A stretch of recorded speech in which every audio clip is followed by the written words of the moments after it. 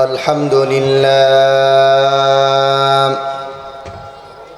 الحمد لله نحمده ونستعينه ونستغفره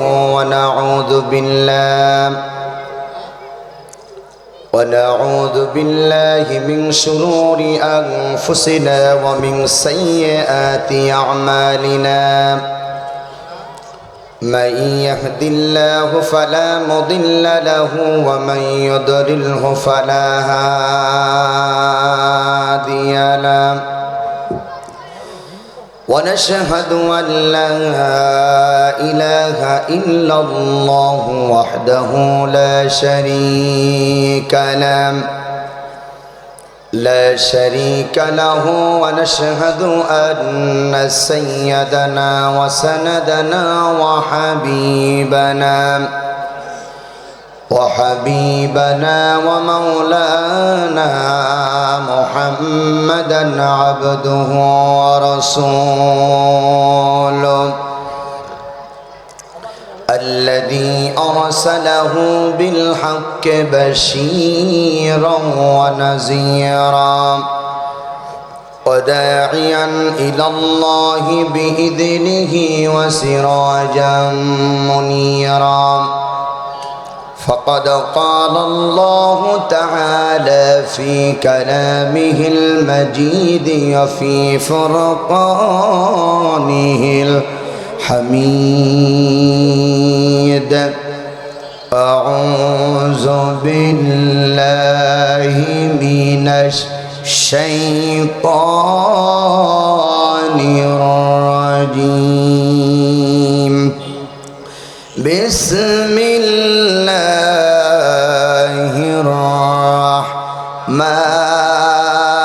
الرحمن الرحيم ولقد آتينا لقمان الحكمة أن اشكر لله ومن يشكر فإنما يشكر لنفسه ومن كفر فإن الله غني حميد وإذ قال لقمان لابنه وهو يعظه يا بني لا تشرك بالله إن الشرك لظلم عظيم قال النبي صلى الله عليه وسلم في الحديث الشريف وعن أبي هريرة رضي الله تعالى عنه أنه قال قال رسول الله صلى الله عليه وسلم من مات يشرك بالله شيئا دخل النار ومن مات لا يشرك بالله شيئا دخل الجنة متفق عليه وقال تعالى في شان حبيبك محمد صلى الله عليه وسلم يا أيها الذين آمنوا صلوا عليه وسلموا تسليما اللهم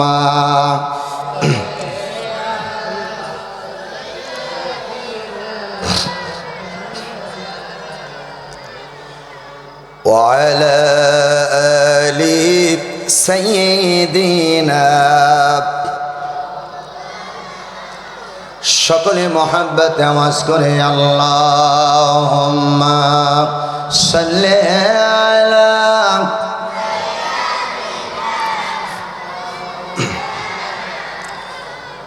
ওয়া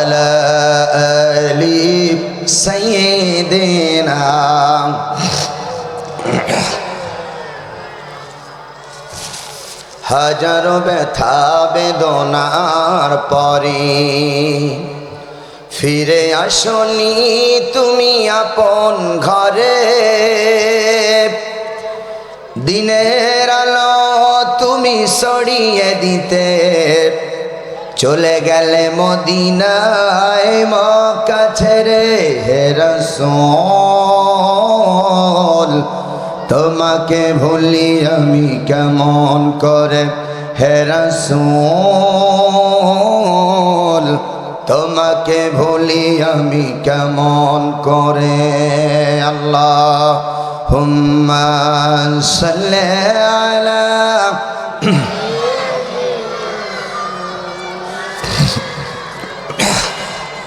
وعلى آل سيدنا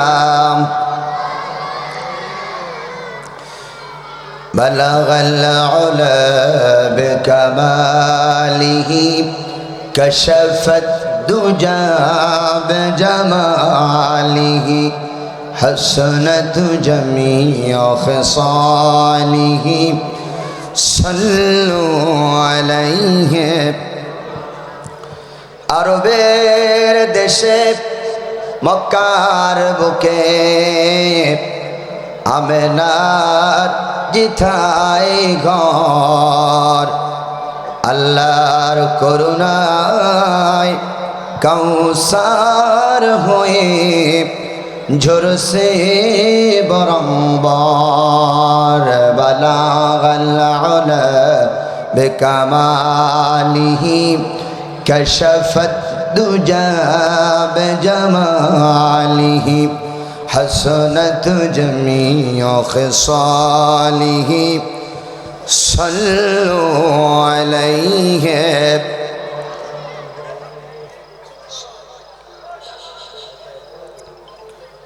الحمد لله ثم الحمد لله।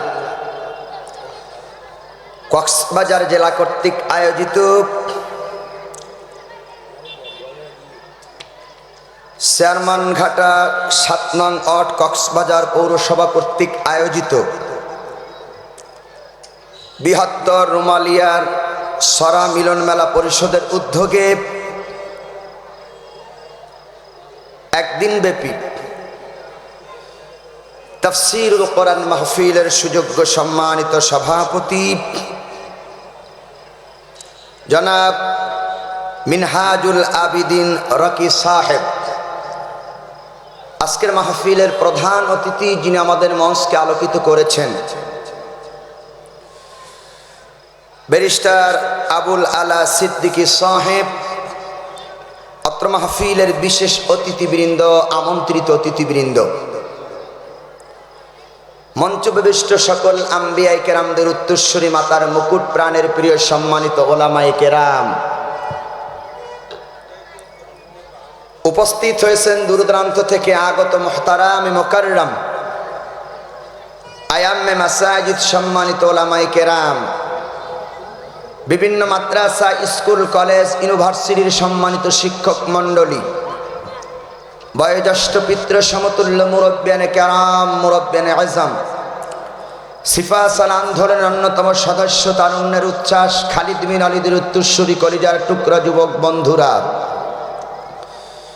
অতি আদরের স্নেহাস্পদ কচিকাঁচা নয়নের মণিরা, পর্দার আলে পর্দারত শ্রদ্ধিয়া সকল গুণে গুণান্বিত অবলা সবলা দিনদার ইমানদার সম্মানিত শ্রদ্ধিয়া দিন মা ও বোনেরা, সকলের প্রতি হৃদয় রিঙানো সালাম ও মোবারকবাদ। আসসালামু আলাইকুম ওয়া রাহমাতুল্লাহি ওয়া বারাকাতুহু।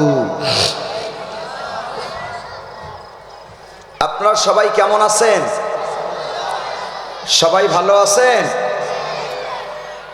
আমরা সর্বপ্রথম মহান আল্লাহ তাআলার দরবারে অসংখ্য গণিত লাখ কোটি শুকর আদায় করছি যে মনিব আপনাকে আমাকে দয়া করে মায়া করে মুসলমানদের ক্লান্তি লগ্নে দুর্যোগপূর্ণ মুহূর্তে গোটা পৃথিবী যখন অশান্তির আগুন আজ ধাউ ধাউ করে জ্বলছে, Rohingya, Romania, Chechnya, Bosnia, Kashmir, ফিলিস্তিন, বাংলাদেশ সহ গোটা পৃথিবীর মুসলমান আজ নিপীড়িত, নিষ্পীড়িত, নির্গৃহীত, নির্যাতিত।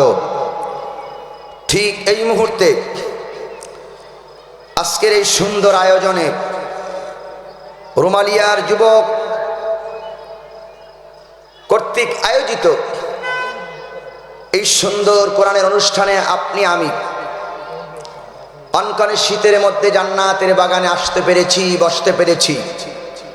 আল্লাহ যে সুযোগটুকু আমাদেরকে করে দিয়েছেন, সেজন্য আমরা সকলে রবের দরবারে কালেমাতে শুকর আদায় করে জোরে সোরে বলি আলহামদুলিল্লাহ। সকলে বলি রব্বানা লাকাল হামদ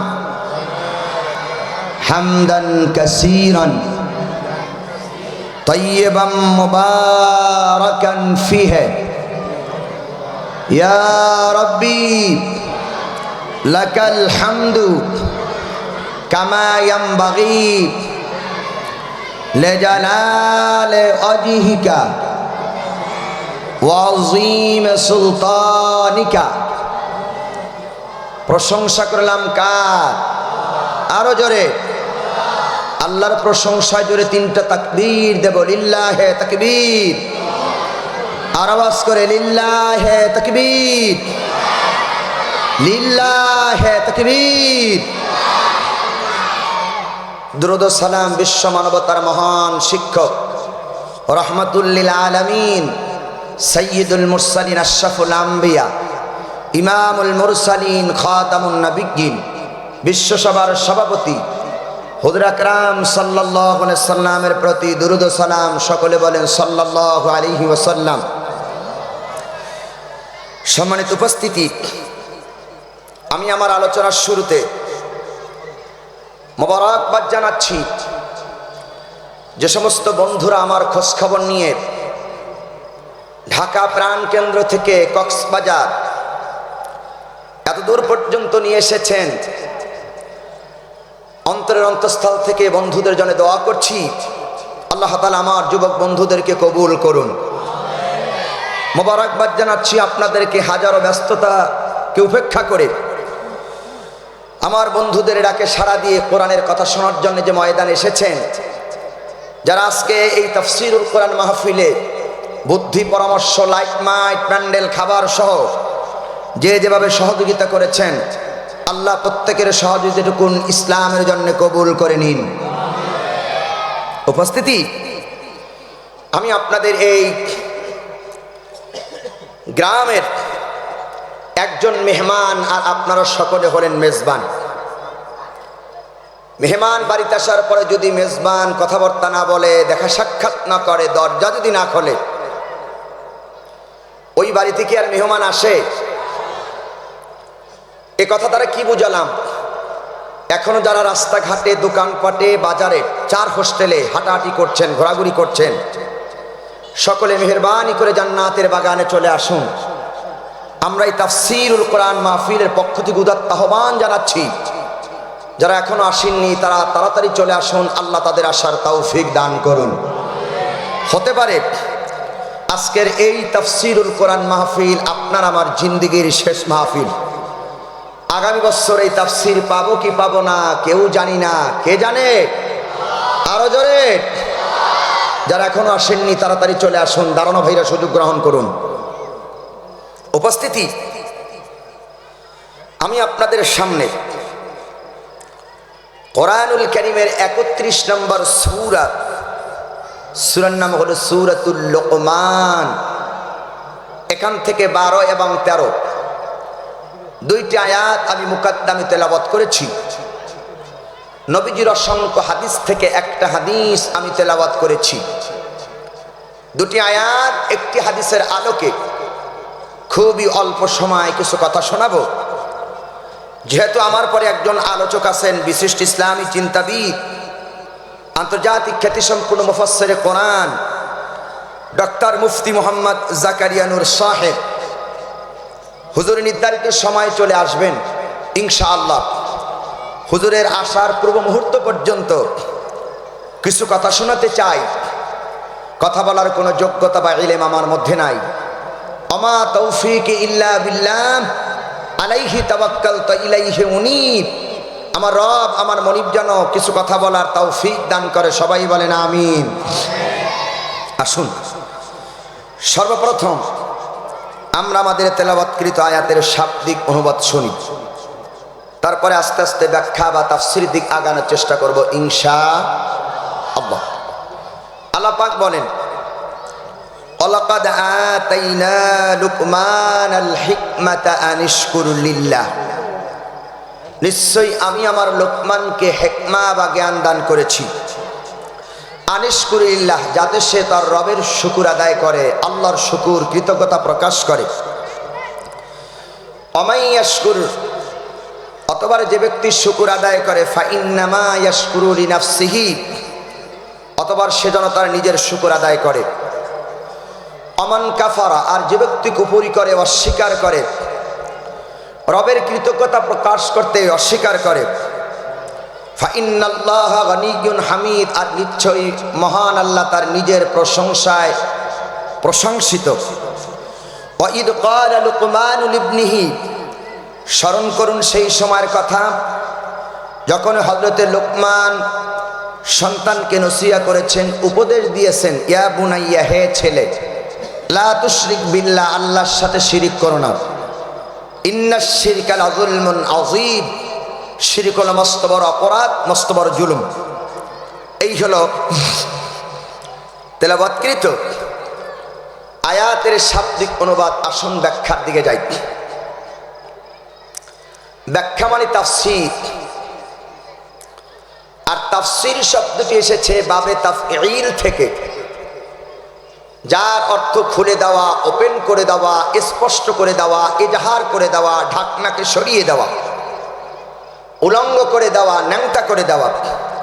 জাতির সামনে কোরআনুল কারীমের হক কথাগুলোকে কোরআন দিয়ে জাতির সামনে তুলে ধরা, তাকেই কোরআনের ভাষায় বলা হয় তাফসীর। এই বাচ্চাদেরকে একটু থামিয়ে দেন, এই বাচ্চাদেরকে একটু থামিয়ে দেন, ভলান্টিয়ার যারা আছেন একটু থামিয়ে দেন।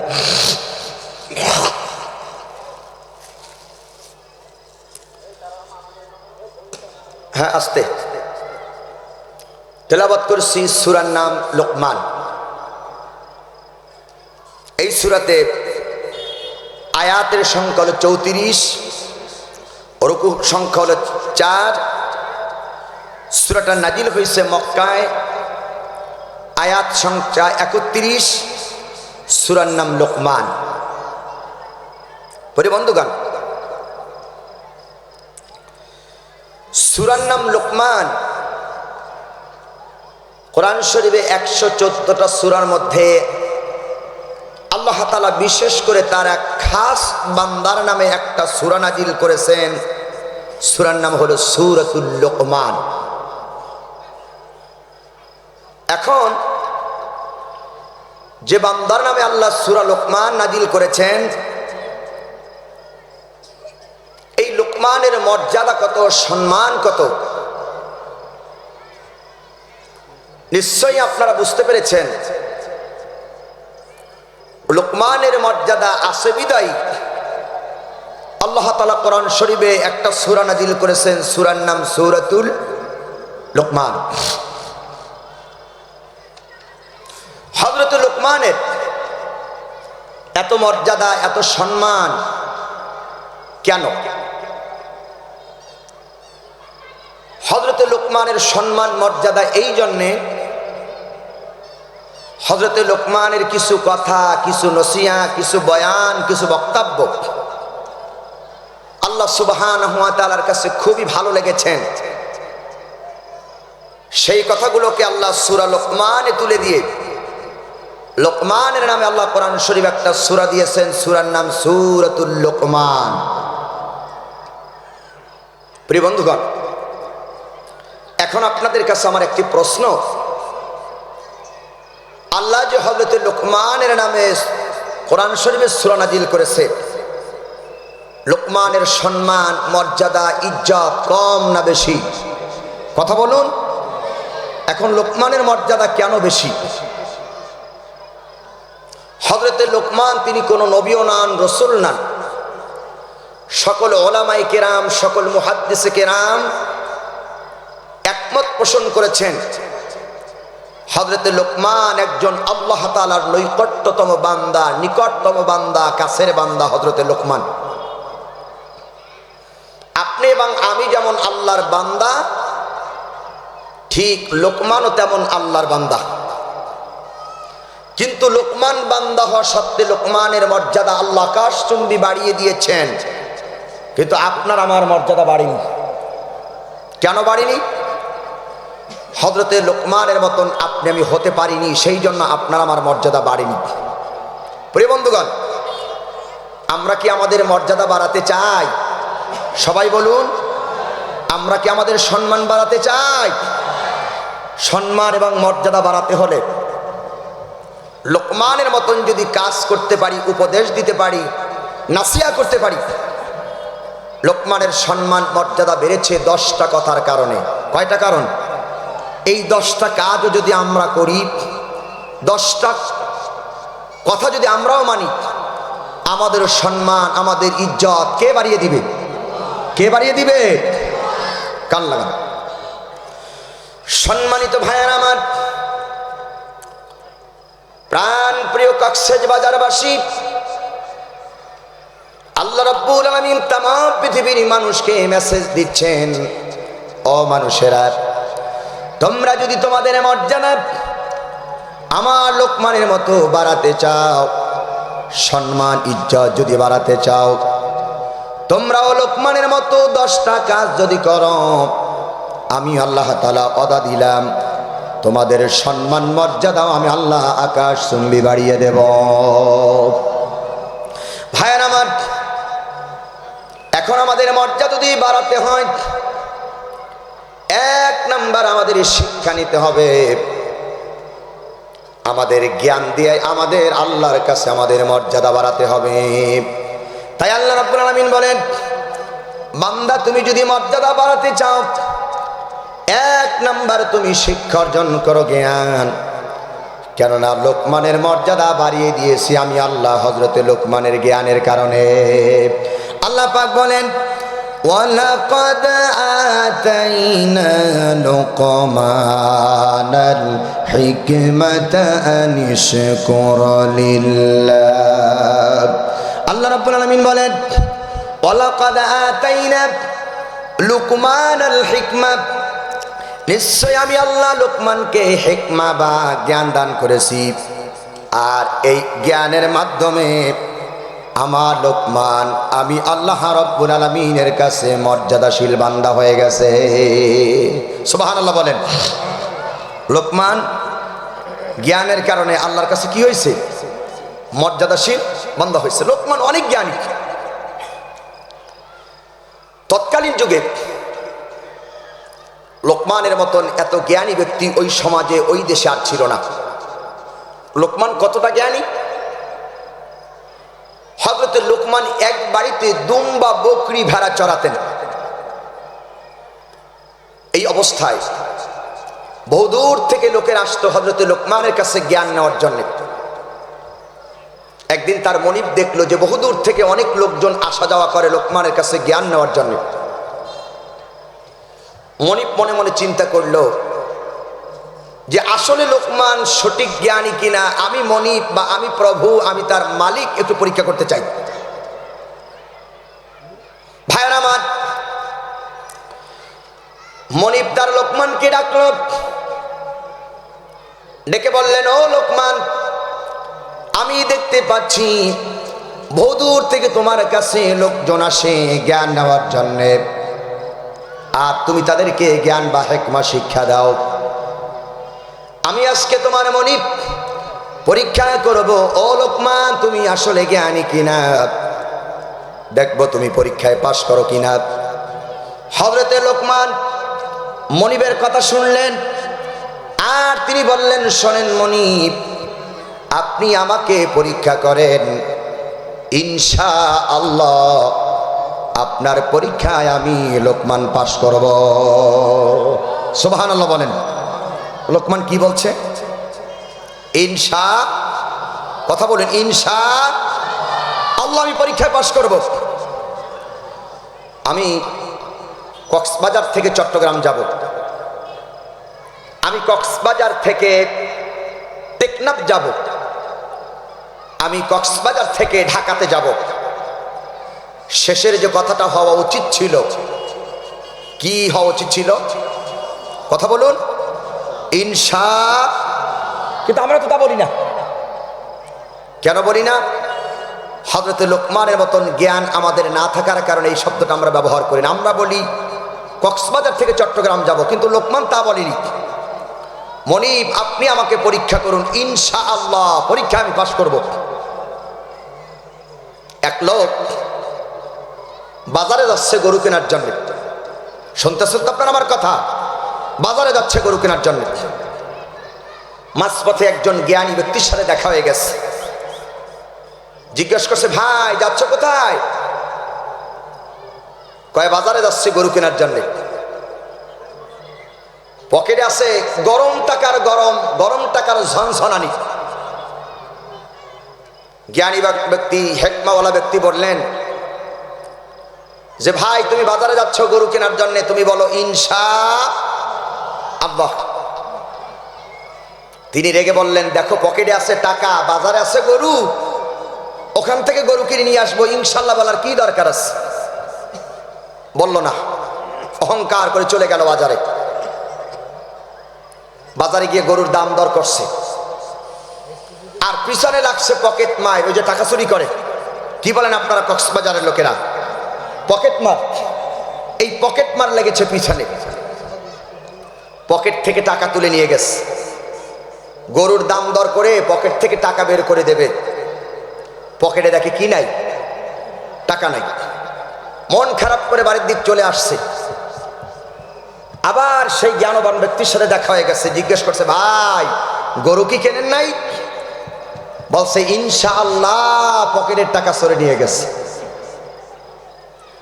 ইনশাআল্লাহ বলার দরকার ছিল কখন, আর বলছে কখন? হযরতে লোকমান বলছে ইনশাআল্লাহ। ইনশাআল্লাহ কথার শেষে বলতে হবে। একটা দলিল আমি আপনাদের সামনে পেশ করি। গোটা মুসলিম মিল্লাতের জাতির পিতার নাম কি? জাতির পিতার নাম কি? না সন্দেহ আছে আপনাদের? একটু মনে হয় সন্দেহ আপনাদের আছে। জাতির পিতার নাম কি? এদেশে তো লোকেরা জাতির পিতা আরেকজনকে বানিয়েছিল, এখনো বানিয়েছে। আমরা দেখেছি জাতির পিতার কপালের উপরে দাঁড়িয়ে ছেলেরা প্রসাব করেছে। আবার দেখেছি জাতির পিতার গলার ভিতরে রশি লাগায় টেনেছে। জাতির পিতা ভোটের মাধ্যমে হওয়া যায় না। জাতির পিতা হতে হলে ইমানি পরীক্ষায় যে পাশ করে আল্লাহ তারে জাতির পিতা বানান। ঠিক নাই কি? জাতির পিতার নাম কি? কতক্ষণ কি নাম? ইব্রাহিম আলাইহিস সালাম। সম্মানিত ভাইয়ের আমার, জাতির পিতা ভোটের মাধ্যমে হওয়া যায় না। জাতির পিতা হতে হলে ইমানি পরীক্ষা দেওয়া লাগে। অগ্নিকুণ্ডের ভিতরে দাঁড়িয়ে ইমানি পরীক্ষা দেওয়া লাগে। অসংখ্য পরীক্ষায় যিনি পাশ করেছেন তার সম্পর্কে আল্লাহ রাব্বুল আলামিন বলেন, মিল্লাতা আবিকুম ইব্রাহিম হুয়া সাম্মাকুমুল মুসলিমিন। আল্লাহ পাক বলেন, গোটা মুসলিম মিল্লাতের জন্য জাতির পিতা নির্বাচন করলাম আমি আমার ইব্রাহিম খলিলকে। সুবহানাল্লাহ বলেন। জাতির পিতার নাম কি? ইব্রাহিম আলাইহিস সালাম। দেখেন কত ইমানি পরীক্ষা। ভাইয়ের আমার, এই জাতির পিতা হযরত ইব্রাহিম আলাইহি ওয়াসসালাতু ওয়াসসালাম আল্লাহর কাছে দোয়া করেন, রব্বি হাবলি মিনাস সালিহিন। হে আমার রব, হে আমার স্রষ্টা, তুমি আমাকে একটা নেককার সন্তান দান করো। ইব্রাহিম আলাইহিস সালাম আল্লাহর কাছে নেককার সন্তান চেয়েছেন, আর শাজিমের মালিক আল্লাহ রাব্বুল আলামিন কবুল করে নিয়েছেন। আর আল্লাহ রাব্বুল আলামিন জাতির পিতা ইব্রাহিম আলাইহিস সালামকে একটা সন্তানের সুসংবাদ দিলেন, যার নাম হযরতে ইসমাঈল আলাইহি ওয়াসসালাতু ওয়াসসালাম। ভাইরা আমার, এই ইসমাঈল আলাইহিস সালাতু ওয়াস সালাম যখন বড় হয়ে গেলেন, আল্লাহ রাব্বুল আলামিনের কোরআনুল কারীম বলেন, ফালাম্মা বালাগা মা'হুস সা'য়া ক্বালা ইয়া বুনাইয়া ইন্নী আরা ফিল মানামি আন্নী আযবাহুকা ফানজুর মাযা তারা قال يا أبت فعل ما تؤمر ستجدني إن شاء الله من الصابرين। জাতির পিতা হযরত ইব্রাহিম আলাইহিস সালাম আল্লাহর কাছে দোয়া করেছেন, সন্তান আল্লাহ দিয়েছেন। এই সন্তানটা যখন একটু বড় হয়ে গেছে, ফালাম্মা বালাগা মাহু সায়া, ওই সন্তানটা দৌড়াদৌড়ি করতে পারে, হাঁটাহাঁটি করতে পারে, ছুটাছুটি করতে পারে, চলাফেরা করতে পারে। এমত অবস্থায় আল্লাহ রাব্বুল আলামিন হযরতে ইব্রাহিম আলাইহিস সালামকে স্বপ্নে দেখালেন, ও ইব্রাহিম, তুমি তোমার প্রিয় বস্তু, প্রিয় জিনিসকে আমি আল্লাহ রাব্বুল আলামিনের রাস্তায় কোরবানি দিয়ে দাও। সুবহানাল্লাহ বলেন, কি দিয়ে দাও? কোরবানি দিয়ে দাও। হযরত ইব্রাহিম আলাইহিস সালাম চিন্তা করলেন, আমার প্রিয় বস্তু, আমার সবচেয়ে আপন হলো আমার কলিজার টুকরা, যার নাম হযরত ইসমাঈল আলাইহিস সালাম। হযরত ইসমাঈলকে ইব্রাহিম আলাইহিস সালাম কাছে ডাকলেন, ডেকে বললেন, ও ছেলে ইসমাঈল, ইন্নী আরা ফিল মানামি, আমি স্বপ্নের ভিতরে দেখলাম, আন্নী আযবাহুকা, তোমাকে জবাই করতেছি। স্বপ্নের ভিতরে দেখলাম আমি তোমাকে জবাই করতেছি। ফানজুর মাযা তারা, ও ইসমাঈল, এখন তোমার রায় কি, সিদ্ধান্ত কি, তুমি আমাকে জানাও। ইসমাঈল আলাইহিস সালাম চিন্তা করলেন, আমার আব্বা যে স্বপ্নে দেখেছে, এই স্বপ্ন না, নিশ্চয়ই আমার আব্বা একজন পয়গাম্বার বা নবী। নবীদের স্বপ্ন হলো বন্ধু ওহির সমান। সুবহানাল্লাহ বলেন, নবীদের স্বপ্ন কি? ওহির সমান। আমার আব্বা যেটা দেখেছে, নিশ্চয়ই এটা আল্লাহর পক্ষ থেকে ওহি, এটা ওহি। ইব্রাহিম আলাইহিস সালাম স্বপ্ন দেখছেন, আর আমরাও স্বপ্ন দেখি, দেখি না? আমরা স্বপ্ন দেখি কি? রাতের বেলায় আমরা ঘুমাইয়া দেখি তাল গাছের উপরে 8 তলা 10 তলা বাড়ি, দেখি কি না? আমরা স্বপ্নে দেখি সুপারি গাছের উপরে 12 তলা বাড়ি, অস্ট্রেলিয়ায় বাড়ি, কানাডায় বাড়ি। এই স্বপ্ন আমরা দেখি। আমরা স্বপ্নে দেখি অবৈধ ক্ষমতা কিভাবে রাখা যায়। স্বপ্ন দেখি 41 সাল 42 সাল পর্যন্ত আমরা ক্ষমতায় থাকবো, এই স্বপ্ন আমরা দেখি, ঠিক কি না? তুমি আগামীকালকে বাঁচবা কিনা সেটাও তুমি জানো না। তার বাস্তব উদাহরণ, মোরগ পোলাও ভাত রান্না করছে, বিরিয়ানি রান্না করছে, বাসভবনে খাবে, বঙ্গভবনে খাবে, খেতেও পারে নাই, আল্লাহ খাওয়ায় নাই, ঠিক কি না? খাওয়াইছে আল্লাহ? খাওয়ায় নাই। স্বপ্ন বেশি দেখা ভালো না।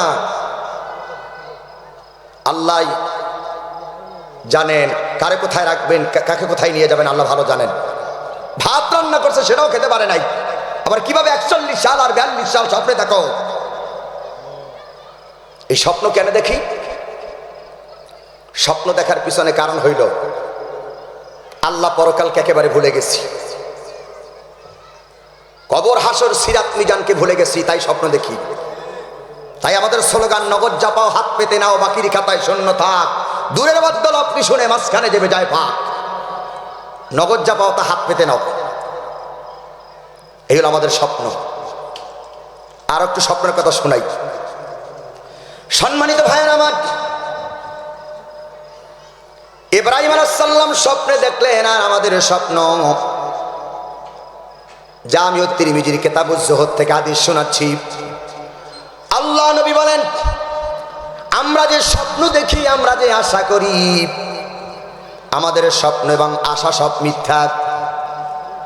আমাদের স্বপ্ন এত বেশি, যত পাই তত চাই, যত পাই তত চাই। আল্লাহ নবী বলেন, কাউকে যদি একটা মাঠ ভরা সোনা দেওয়া হয়, লোকটা বলবে রব্বুল আলামিন দ্বিতীয় আর একটা মাঠ ভরা যদি সোনা পেতাম। ওই লোকটাকে দ্বিতীয় আর একটা মাঠ ভরা সোনা দেওয়ার পর লোকটা বলবে তৃতীয় আর একটা মাঠ ভরা যদি সোনা পেতাম। ওই লোকটাকে তৃতীয় আর একটা মাঠ ভরা সোনা দেওয়ার পর লোকটা বলবে চতুর্থ আর একটা মাঠ ভরা যদি সোনা পেতাম।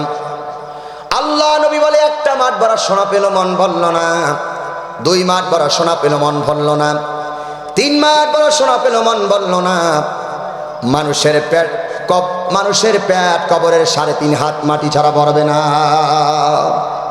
যত পায়, কথা বলেন, যত পায়, আরো জোরে বলতে হবে, যত পায় তত চাই। ফেলে আমাদের রুবুবিয়াত, আমাদের খাসলাত, আমাদের গুণ, যত পাই তত চাই। আল্লাহ রাব্বুল আলামিন বলেন, আলহাকুমুত তাকাসুর হাত্তা যুরতুমুল মাকাবির। আল্লাহ রাব্বুল আলামিন বলেন, হাত্তা যুরতুমুল মাকাবির, মানুষ কবর পর্যন্ত পৌঁছায় যায়, তারপর মানুষ দুনিয়ার লোভ লালসা বন্ধু ছাড়তে পারে না। ঠিক কিনা? শুধু দুনিয়া দুনিয়া, শুধু দুনিয়ার দুনিয়া, ঠিক কিনা? দুনিয়ার প্রতি মোহর হয়ে পড়েছি, কবরের কথা, আখিরাতের কথা একেবারে ভুলে গেছি। যদি আখিরাতের কথা, কবরের কথা আমাদের দিলের ভিতর থাকতো, পরকালের ঈমান যদি আমাদের ভিতর থাকতো, তাহলে এদেশে লক্ষ লক্ষ যুবককে গুলি করে আমরা হত্যা করতে পারতাম না। ঠিক নয় কি? যদি আখিরাত পরকালের কথা আমাদের চিন্তায় থাকতো, আয়নাগর বানাইয়া মানুষকে সাজা দিতে পারতাম না। কবর হাসরের কথা যদি চিন্তায় থাকতো, এদেশের আলেমদেরকে ফাঁসির কাছে ঝুলাতে পারতাম না। কবর কথা মনে নাই, মনে করছি একটু মসজিদ বানাইছি আর বেহেশতে চলে যাব, একটু ইসলামী ফাউন্ডেশন বানাইছি, এতিমখানা বানাই দিছি, বেহেশতে চলে যাবো, বেহেশতে বানায় মামুর বাড়ি। বেহেশত তো সহজ নয়।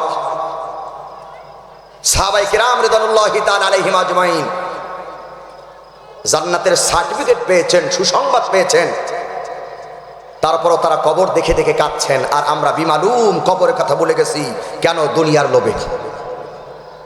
ভাইয়ের আমার, হাদিস শোনাচ্ছি, আমরা দুনিয়ার প্রতি খুব আকর্ষণ হয়ে গেছি, দুনিয়ার প্রতি আমাদের মহব্বত বেড়ে গেছে, ভালোবাসা বেড়ে গেছে, আখিরাতকে একেবারে ভুলে গেছি। আল্লাহর নবীর একজন জলিলুল কদর সাহাবী, যার নাম হযরতে ওসমান রাদিয়াল্লাহু তাআলা আনহু, জান্নাতের সুসংবাদ প্রাপ্ত একজন সাহাবী, যার নাম হযরতে ওসমান। এই ওসমান রাদিয়াল্লাহু তাআলা আনহু কবর দেখলে কবরের পাশে দাঁড়ায় যেতেন আর চোখের পানি ছেড়ে ছেড়ে কবরের চিন্তায় কাঁদতেন। নবীজির আরেকজন জামাই জান্নাত হযরতে আলী রাদিয়াল্লাহু তাআলা আনহু, যাকে বলা হয় আসাদুল্লাহিল গালিব, সমস্ত কাফেরদের জন্য যাকে আল্লাহ রাব্বুল আলামিন বাগ বানিয়ে পাঠিয়েছেন।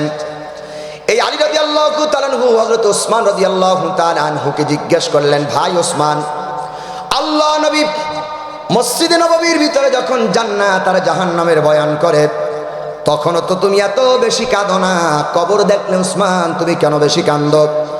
হযরত ওসমান রাদিয়াল্লাহু তাআলা আনহু বললেন, শোনেন ভাই আলী, আমি আমার রাসূলের মুখে শুনেছি কবরটা হলো মানুষের জন্য প্রথম মঞ্জিল, প্রথম স্টেশন। এখানে যদি কেউ ধরা পড়ে যায়, কবর, হাসর, সিরাত, মিজান সব জায়গায় ধরা পড়ে যাবে। আর এখান থেকে যদি কেউ সারসিট হয়ে যায়, কবর, হাসর, সিরাত, মিজান সব জায়গা থেকে সে পার হয়ে আল্লাহ রাব্বুল আলামিনের জান্নাতের ভিতরে চলে যাবে। সুবহানাল্লাহ বলেন। তাহলে সাহাবায়ে কেরাম কবর দেখলে শুধু কাঁদতেন, আর আমরা বিমালুম কবরের কথা একেবারে ভুলে গেছি। কেন ভুলছি? এই দুনিয়ার প্রতি আমাদের আকর্ষণ কম না বেশি? কতক্ষণ কম না বেশি? বেশি, আকর্ষণ বেশি। ভাইয়ের আমার, যারা এই দুনিয়ার প্রতি বেশি আকর্ষণ হবে, দুনিয়ার মোহরে যারা ব্যস্ত হয়ে যাবে, দুনিয়ার লোভ লালসায় যাদেরকে গ্রেফতার করবে, আল্লাহ পাক ওই দুনিয়াদার লোকদের সম্পর্কে বলেন, ওয়াসারাল হায়াতাদ দুনিয়া ফাইন্নাল জাহিমা হিয়াল মাআব।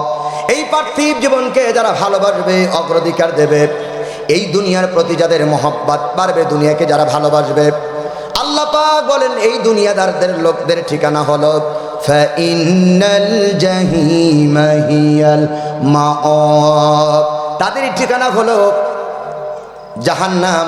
ফাইন্নাল জাহিমা হিয়াল মাআব, এই মাওয়া নামক জাহান্নামের ভিতরে তাদের ঠিকানা হবে। আর এই দুনিয়াকে যারা ভালোবাসবে না, অগ্রাধিকার দেবে না, আল্লাহ পাক তাদের সম্পর্কে বলেন ওয়া আম্মা মান খাফা মাকামা রাব্বিহি ওয়া নাহান নাফসা আনিল হাওয়া ফাইন্নাল জান্নাতা হিয়াল মাআব। আল্লাহ রাব্বুল আলামিন বলেন ওয়া আম্মা মান খাফা মাকামা রাব্বিহি ওয়া নাহান নাফসা আনিল হাওয়া, যারা নাকি আল্লাহর সামনে দণ্ডায়মান হওয়ার ব্যাপারে ভয় পায়, চিন্তা করে আল্লাহর সামনে একদিন উপস্থিত হওয়া লাগবে, এই চিন্তা যাদের মনের ভিতরে আছে, আল্লাহ পাক বলেন তাদের ঠিকানা হলো ফাইন্নাল জান্নাতা হিয়াল মাআব, তাদের ঠিকানা হলো জান্নাতুল মাআওয়া। সুবহানাল্লাহ বলেন। দুনিয়াদারদের ঠিকানা কোথায়? জাহান্নাম।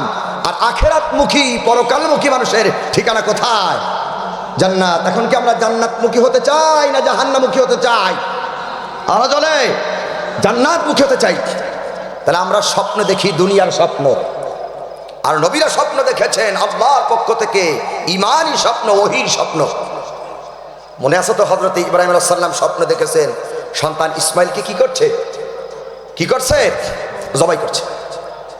ভাইয়ের আমার, ইব্রাহিম আলাইহিস সালাম স্বপ্নে দেখলেন সন্তান ইসমাইলকে জবাই করতেছেন। ইসমাইলকে জিজ্ঞেস করলেন ফানজুর মা যা তারা, ও ছেলে তুমি এখন বলো তোমার সিদ্ধান্ত কি, রায় কি? হযরতে ইসমাইল আলাইহিস সালাম বললেন ক্বালা ইয়া আবাতি ফাআল মা তু'মার সাতাজিদুনি ইনশাআল্লাহু মিনাস সাবিরিন। ইসমাইল বললেন ইয়া আবাতি ফাআল মা তু'মার, হে পিতা আপনি যেই বিষয়ে সিদ্ধান্ত নিয়েছেন, অদিষ্ট হয়েছেন, আপনি সেই কাজটা করে ফেলেন। সাতাজিদুনি ইনশাআল্লাহ, নিশ্চয়ই আব্বা আপনি আমাকে সবুরকারীদের অন্তর্ভুক্ত পাবেন। দেখেন, সাতাজিদুনি ইনশাআল্লাহু মিনাস সাবিরিন, আমার আল্লাহ যদি চায় আপনি অবশ্যই আমাকে সবুরকারীদের অন্তর্ভুক্ত পাবেন। সুবহানাল্লাহ বলেন। দেখেন ইসমাইলের কত জ্ঞান। ইসমাইল বলতে পারতেন আব্বা আপনি আমাকে জবাই করে ফেলেন, সেটা তিনি বলেন নাই। বলছেন আব্বা সাতাজিদুনি ইনশাআল্লাহ, আমার আল্লাহ যদি চায় অবশ্যই আপনি আমাকে সবুরকারীদের অন্তর্ভুক্ত পাবেন।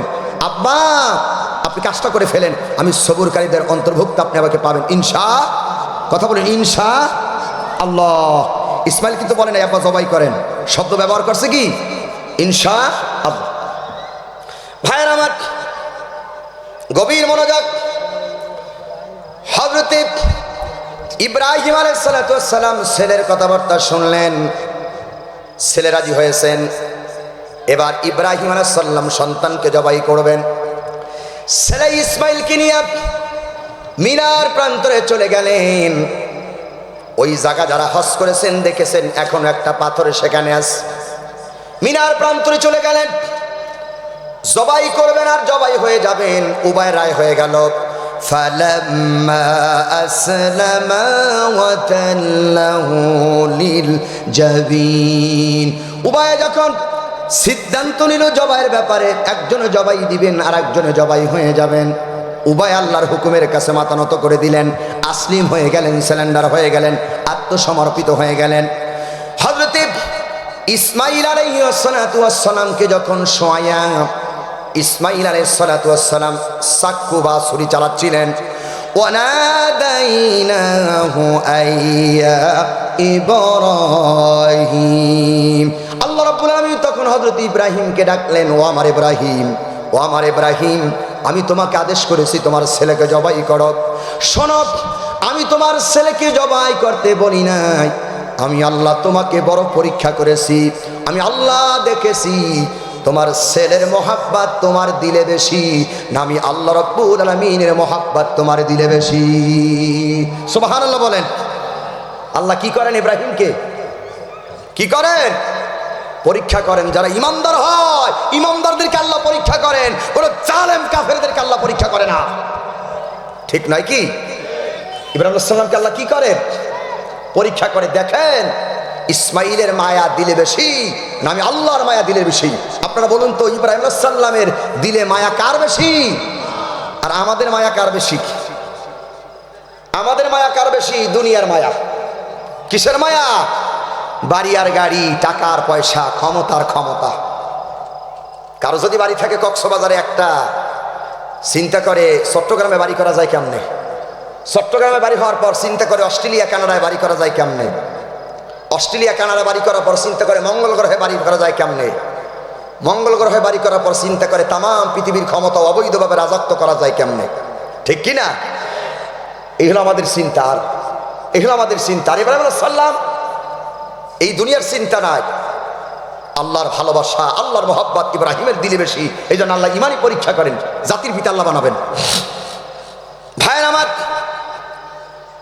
হযরত ইব্রাহিম আলাইহিস সালাম ছেলের গলায় যখন চাকু চালাবেন শয়ে দিলেন মিনার প্রান্তরে।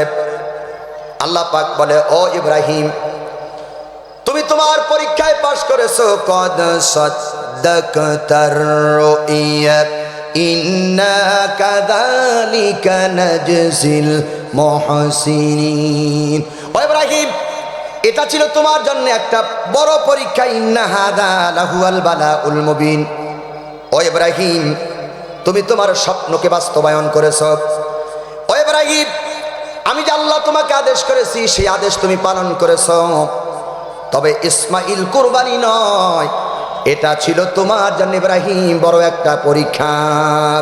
আল্লাহ রাব্বুল আলামিন বলেন, ওয়াফাদাইনাহু বিযিবহিন আযীম। আমি আমার ইসমাইলের পরিবর্তে এক মহাযন্ত্র কোরবানি দিয়ে দিলাম। সুবহানাল্লাহ, আল্লাহু আকবার বলেন। কি দিয়েছেন আল্লাহ? এক মহাযন্ত্র দিয়ে দিয়েছেন। হযরত ইব্রাহিম আলাইহিস সালাম আল্লাহু আকবার বলে ইসমাইলের গলায় চাকু চালাইলেন, জবাই হয়ে গেল। কিন্তু ইসমাইল জবাই হয় নাই। আল্লাহ পাঠাই দিলেন, এক যন্ত্র পাঠাই দিলেন, ইসমাইলকে সরাই দিলেন, আর এক যন্ত্র জবাই হয়ে গেলেন। ইব্রাহিম আলাইহিস সালাম চক্ষু খুললেন আর আল্লাহর শুকর আদায় করলেন, আল্লাহর প্রশংসা আদায় করেন। চক্ষু খুলে দেখেন কলিজার টুকরা হযরত ইসমাইল পাশে দাঁড়ানো। আল্লাহু আকবার বলেন। আল্লাহ পাক বলেন, ইব্রাহিম, ইসমাইলকে পরীক্ষা নয়, আমি আল্লাহ তোমাকে দেখলাম কার মহব্বত তোমার দিলে বেশি। ইব্রাহিম, আমি তোমার পরীক্ষাকে কবুল করে নিয়েছি। ইসমাইলকে তোমার হাজেরা করে পাঠিয়ে দিলাম, এক মহাযন্ত্র আমি জান্নাত থেকে দিয়ে দিলাম। সুবহানাল্লাহ বলেন।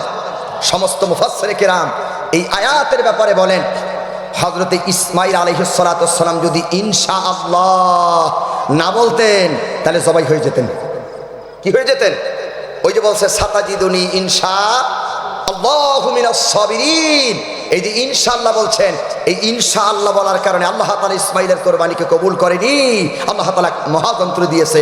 তাহলে আমরা কক্সবাজার থেকে চট্টগ্রামে যাব, শব্দটা কি হবে বলুন? আমরা কক্সবাজার থেকে ঢাকায় যাব, আমরা কক্সবাজার থেকে উখিয়া যাব গরু কিনতে, কি হবে? না ওই যে পকেট থেকে টাকা নেওয়ার পর বলবেন ইনশাআল্লাহ পকেটের টাকা নিয়ে গেছে, এরকম নাকি? ভাইরা কান লাগান। হযরতে লোকমান মনে আছে তো আপনাদের? আলোচনা অনেক লম্বা হয়ে যাচ্ছেন, কথার নাম লতা, কথার কথা কথায় চলে যায়, বলা যায় না। হযরতে লোকমান তার মনিব পরীক্ষা করতে চেয়েছিলেন। হযরতে লোকমান বললেন, ইনশাআল্লাহ মনিব আপনি আমাকে পরীক্ষা করুন, অবশ্যই আমি পরীক্ষায় পাশ করব। মনে আছে তো আপনাদের? ভাইরা আমার, হযরতে লোকমানের মনিব লোকমানকে পরীক্ষা করবেন। লোকমান বললেন, ও মনিব আপনি আমাকে পরীক্ষা করুন, ইনশাআল্লাহ আমি পরীক্ষায় পাশ করব। এইবার মনিব বললেন, লোকমান আসো, আমার এই পালের ভিতর থেকে তুমি একটা বকরি জবাই করো। বকরি জবাই করে বকরির নিকৃষ্ট অংশটুকু আমার সামনে তুমি পেশ করো, উপস্থিত করো। হযরতে লোকমান একটা বকরি জবাই করলেন। নিকৃষ্ট অংশ হিসাবে বকরির হৃৎপিণ্ড বা কলিজা মনিবের সামনে রাখলেন। আবার কিছুদিন পর লোকমানের মনিব বললেন, ও লোকমান, আবার আজকে তুমি একটা বকরি জবাই করো, বকরির সবচেয়ে শ্রেষ্ঠ অংশটুকুন, ভালো অংশটুকুন আমি মনিবের সামনে তুমি পেশ করো, উপস্থিত করো।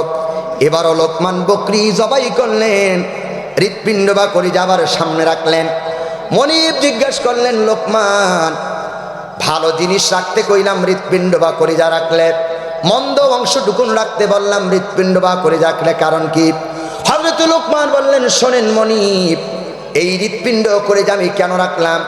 এই হৃৎপিণ্ড বা কলিজা যদি ভালো হয়, পুরা বকরি বা ছাগলের পুরা দেহটা ভালো হয়ে যাবে। আর হৃৎপিণ্ড বা কলিজা যদি খারাপ হয়ে যায়, তাহলে ছাগলের পুরা দেহটা খারাপ হয়ে যাবে। আল্লাহ নবী বলেন সহিহ বুখারীতে, মানুষের দিলের ভিতরে একটা, মানুষের দেহের ভিতরে এক টুকরা গোশত আছে, এক টুকরা গোশত আছে। এই গোশত টুকরা যদি ভালো হয়, পুরা দেহটা ভালো হয়ে যাবে। আর এই গোশত টুকরা যদি নষ্ট হয়ে যায়, মানুষের পুরা দেহটা নষ্ট হয়ে যাবে। আল্লাহু আকবার বলেন। হযরত লোকমানের মনিব বললেন, আল্লাহু আকবার, নিশ্চয় লোকমান, তুমি নিঃসন্দেহে একজন জ্ঞানী মানুষ, তাতে কোনো সন্দেহ নাই। সুবহানাল্লাহ বলুন। হযরত লোকমান কি মানুষ? আর আল্লাহ পাক বলে, ওয়ালাকাদ আতাইনা লুকমানাল হিকমা, নিশ্চয় আমি আমার লোকমানকে হিকমা বা জ্ঞান দান করেছি। সম্মানিত উপস্থিতি, আল্লাহ সুবহানাহু ওয়া তাআলা লোকমানকে জ্ঞান দান করেছেন। এখন আপনাদের কাছে একটা প্রশ্ন, প্রিয় দিনী ভাইয়েরা, জ্ঞানের দাম বেশি না বুদ্ধির দাম বেশি? কথা বলেন। জ্ঞানের দাম বেশি। যারা সমাজের জ্ঞানবান মানুষ তারা জ্ঞানের কথা বলে, আর যারা বুদ্ধিমান মানুষ তারা সমাজের ভিতরে বুদ্ধি রাখে। আমরা তাই দেখেছি, জ্ঞানী মানুষের মর্যাদা আমাদের সমাজে নাই। মূর্খ বুদ্ধিজীবীদের সম্মান মর্যাদা আমাদের সমাজ এখন বর্তমানে বেশি, ঠিক নয় কি? তাই আমরা দেখেছি, যারা দেশের জ্ঞানী মানুষ ছিল, জালেম স্বৈরাচারেরা জ্ঞানীদেরকে ফাঁসির কাস্টে ঝুলিয়ে দিয়েছে। আর দেশের যারা মূর্খ, যারা নর্তকী, গান বাজনা করে, লেখা নাই পড়া নাই, এই মূর্খ দিয়া গোটা সংসদটাকে নষ্ট করেছে জালেম স্বৈরাচারেরা, ঠিক নয় কি? তার বাস্তব উদাহরণ এই যে মমতাজ, কিতাস, মমতাজ। আর যারা জ্ঞানী ছিল, জ্ঞানীদেরকে জালেমেরা ফাঁসি দিয়ে দিচ্ছে। জ্ঞানীদের কদর নাই, মূর্খদের কদর এদেশে। শিক্ষার মান নাই। যে দেশে মাদ্রাসার শিক্ষা বোর্ডে হিন্দু ঢুকিয়েছে, শিক্ষা ব্যবস্থা, মাদ্রাসার শিক্ষা বোর্ডে হিন্দু ঢুকিয়েছে, ও কি করবে? ও করবেটা কি? জ্ঞানীদের কদর নাই। সম্মানিত ভাইরা, বুদ্ধিজীবীদের খুব কদর। আমরা বিগত দিনে দেখেছি ৭১ টেলিভিশনে জ্ঞানীদের কানে নাই, সব আনছে বুদ্ধিজীবী। আর এই বুদ্ধিজীবী কারা? যারা কলেজ ইউনিভার্সিটি থেকে কয়েকটা ইতিহাস আর পাতিহাস পড়ে বের হয়ে যাওয়ার সময় কয়, দেয়ার ইজ নো গড, স্রষ্টা বলতে কেউ নাই, আল্লাহ বলতে কেউ নাই। আল্লাহ আছে না? কথা বলুন, আল্লাহ আছে না? কয়জন? কুল হুয়াল্লাহু আল্লাহু লাম ইয়ালিদ ওয়া লাম ইয়াকুল লাহু কুল হুয়াল্লাহু আহাদ। বলুন আল্লাহ এক, তিনি একক, লা শারিকা লাহু, তার কোনো শরীক নাই। আল্লাহুস সামাদ, তিনি কারো মুখাফিকি নন। লাম ইয়ালিদ ওয়া লাম ইউলাদ, তিনি কাউকে জন্ম দেন নাই, কারো পেটে জন্মও নেন নাই। ওয়া লাম ইয়াকুল লাহু কুফুয়ান আহাদ, আকাশ আর জমিন আমার আল্লাহর সমকক্ষ কেউ নাই। আছে নাকি? এই বুদ্ধিজীবীরা বলল আল্লাহ বলতে কেউ নাই। এই বুদ্ধিজীবীগুলো দেখলাম টেলিভিশনের টকশোতে। বুদ্ধিজীবী দেখার পরও আর রুচি থাকে না। একটা বুদ্ধিজীবীর মাথায় চুল নাই, একটা বুদ্ধিজীবীর মাথায় চুল নাই, মানে বুদ্ধির চোটে মাথার চুল যা ছিল সব গুতাই উঠাই দিচ্ছে। নারকেল সিলাইলে যে অবস্থা, এদেশের বুদ্ধিজীবীর মাথার অবস্থা তাই, একেবারে টাকলা মুরাদ। কি মুরাদ? কথা কানে কি মুরাদ? টাকলা মুরাদ বুদ্ধিজীবী। এরা বিশ্বাস করেন আল্লাহ পরকালকে, বিশ্বাস করেন, এটার নাম রাখছে বুদ্ধিজীবী। এরকম এক বুদ্ধিজীবী আমার দেশে ছিল, মরছে। এই বুদ্ধিজীবী মরার আগে বলছে, দেখো আমার লাশ তোমরা গোসল করবে না, দাপন দিবা না। কি করব? আমি আল্লাহ কবর, আল্লাহ পরকাল, কবর, হাসর এগুলো বিশ্বাস করি না। আমি মরার পর আমার লাশটাকে তোমরা ঢাকা সলিমুল্লাহ মেডিকেল কলেজে দিয়ে দেবা। ছাত্র এবং শিক্ষক আমারে কাটা ছেঁড়া করে তারা অপারেশন শিখবে। লোকেরা বুঝতে পারছে যে মরার পরে কবরে গেলে ফেরেশতার জুতার পিডান আর বাঁশের পিডান ছাড়া কপালে আর কিছু নাই। মরার পর তার ইচ্ছা অনুযায়ী ঢাকা সলিমুল্লাহ মেডিকেল কলেজে পাঠানো হলো। ছাত্র এবং শিক্ষক যখন শুনছে ওই লাশ আসতেছে, তারা রাস্তায় দাঁড়ায় মিছিল করছে, আল্লাহ রাস্তায় মাফ চাই, এটার দিকে আনবা না। বলছে কেন? কৌদে বাচ্চা থাকতে আল্লাহরে অস্বীকার করছে, ওরে অপারেশন করে যা শেখবো, এতে রুগী সব মরবে, বাঁচবে না কেউ। এই পরে তাকে পাঠানো হলো বারডেমে টাফরিজে ভিতর রাখা হলো। পত্রপত্রিকায় সাংবাদিক আর কিছু লেখলো না, আমরাও জানলাম না। এই লাশের অবস্থা এই হয়েছে। এই লাশ যদি রাস্তায় ফেলে দেয়, আমার দেশের কুকুর খাবে না, কারণ দেশের কুকুর আল্লাহকে চেনে, নাস্তিকবাদী জালেম স্বৈরাচার আল্লাহকে চেনে না। ঠিক নয় কি? এর নাম রাখছে বুদ্ধিজীবী। কি জীবী? আল্লাহ বিশ্বাস করেন, এদের নাম কি? আচ্ছা, একটা প্রশ্ন, কথা অনেক লম্বা হয়ে যাচ্ছে। বলেন তো শ্রেষ্ঠ বুদ্ধিজীবীর নাম কি দেশের? গোটা পৃথিবীর শ্রেষ্ঠ বুদ্ধিজীবীর নাম কি বলতে পারেন আপনারা? আমি জানি তো কক্সবাজারে অনেক বড় বড় আলেম আছে, অনেক জ্ঞানী মানুষ আছে, বলতে পারেন যে পৃথিবীর শ্রেষ্ঠ বুদ্ধিজীবীর নাম কি? হ্যাঁ, শয়তান। মাশাআল্লাহ, সুন্দর উত্তর, 100 মাশাআল্লাহ, মিয়া মিয়া। শ্রেষ্ঠ বুদ্ধিজীবীর নাম শয়তান। বুদ্ধিজীবীদের বুদ্ধি একটু বেশি থাকে মাথায়, তাদের দলিল দিই, খুব গভীর মনোযোগ, কান লাগান। বুদ্ধিজীবীর মাথায় বুদ্ধি বেশি থাকে, তবে শয়তানি বুদ্ধি। কি বুদ্ধি? একটু দলিল দিচ্ছি, শয়তানি বুদ্ধির, খুব গভীর মনোযোগ। সম্মানিত ভাইয়েরা আমার, এই কোরআন শরীফে কোথাও বুদ্ধির কথা নাই, সব আছে জ্ঞানের কথা। আল্লাহ রাব্বুল আলামিন বলে, বান্দা তুই আমার কাছে জ্ঞানের জন্য দোয়া কর, রব্বি জিদিনি ইলমা। সবাই বলেন, রব্বি জিদিনি ইলমা। হে আল্লাহ, তুমি আমার জ্ঞানকে বৃদ্ধি করে দাও। আল্লাহ রাব্বুল আলামিন আদম থেকে শুরু করে আমার নবী পর্যন্ত যত নবী বা রাসূল পাঠিয়েছেন, কোন নবীর আল্লাহ রাব্বুল আলামিন বুদ্ধি দেয় নাই, সব নবীকে আল্লাহ রাব্বুল আলামিন জ্ঞান দান করেছেন। ভাইয়ের আমার, শ্রেষ্ঠ বুদ্ধিজীবী তার নাম শয়তান। আল্লাহ রাব্বুল আলামিন বুদ্ধিজীবীকে বললেন, উসজুদু লিআদম ফাসাজাদু ইল্লা ইবলিস আবা ওয়াস্তাকবারা ওয়া কানা মিনাল কাফিরিন। ভাইয়ের আমার, আল্লাহ রাব্বুল আলামিন বললেন, উসজুদু লিআদম, সেজদা করলেন আমার আদমকে। ফাসাজাদু, অতবার সবাই সেজদা করলো, ইল্লা ইবলিস, মিস্টার ইবলিস মানে শয়তান ব্যতীত সবাই সেজদা করেছে। সবাই সেজদা করছে, করে নাই কেডা? শয়তান, বুদ্ধিজীবী ইবলিস সেজদা করে নাই। ভাইয়ের আমার, আল্লাহ রাব্বুল আলামিনের হুকুমের কাছে এই শয়তান মস্তকটা নত করে নাই। হুকুমটা কার ছিল?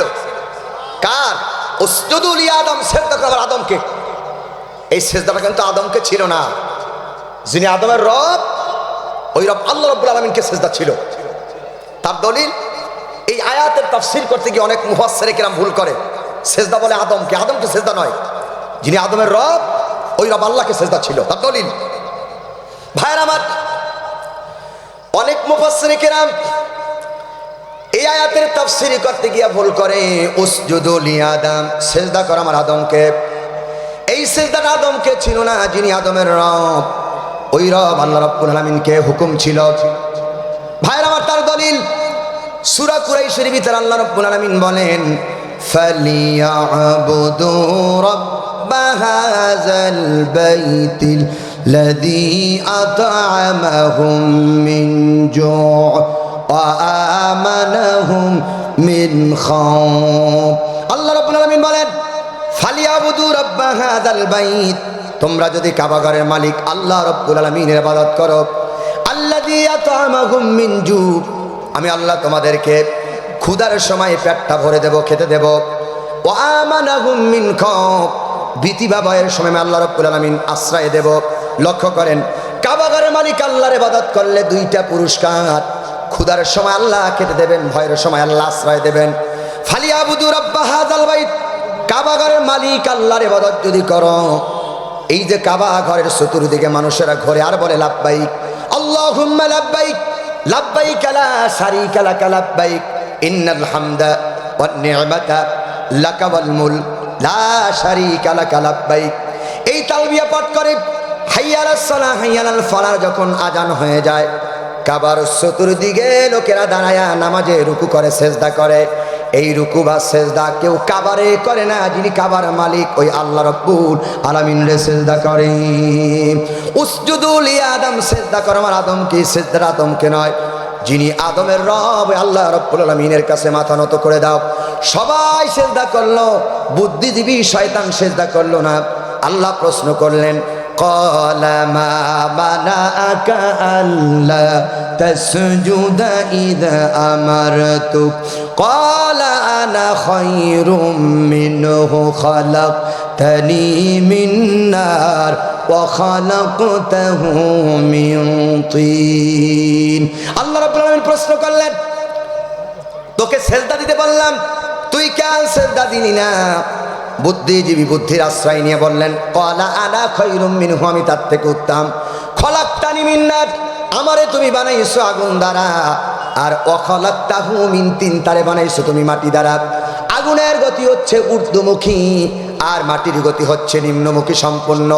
ঊর্ধ্বমুখী জিনিসকে নিম্নমুখী জিনিসের কাছে মাথা নত করা মুস্তামে সাইন্টিফিকেট, এই জন্য মানতে পারি নাই। আল্লাহ তাআলা দেখলেন যুক্তিবাদী বুদ্ধিজীবীর যুক্তি তো খারাপ না, আগুন আসলেতেই উপরে যায়, মাটি তো আসলে নিচে যায়, কিন্তু বুদ্ধিজীবী শয়তান জানে না আগুনের থেকে হাজার হাজার কোটি গুণে বেশি শক্তি হলো মাটির। কিসের শক্তি? মাটির না আগুনের? মাটির শক্তি বেশি, আগুনের শক্তি কম। আল্লাহ তাআলা দেখলেন যুক্তি খাটাইছেন, অহংকার করে বসছেন। ক্বালা ফাখরুস ফাইন্নাকা রাজিম, অভিশপ্ত, লানাত, তুই মুতাকাব্বির, আমার দরবার থেকে তুই বেরিয়ে যা। কে বের করে দিচ্ছে?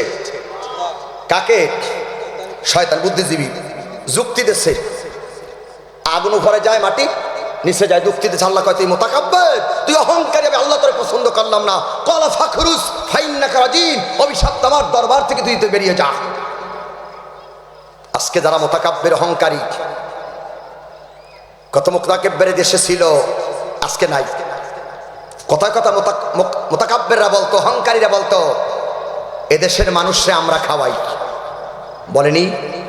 কতক্ষণ বলেনি? অহংকার করে বলতো আমরা খাওয়াই, আমরা পড়াই। কই গেল সেই তাকব্বরি কথাবার্তা? খাওয়াই কে? আরো জোরে বলেন। পড়াই কে? সুস্থ রাখে কে? হায়াতের মালিক কে? মওতের মালিক কে?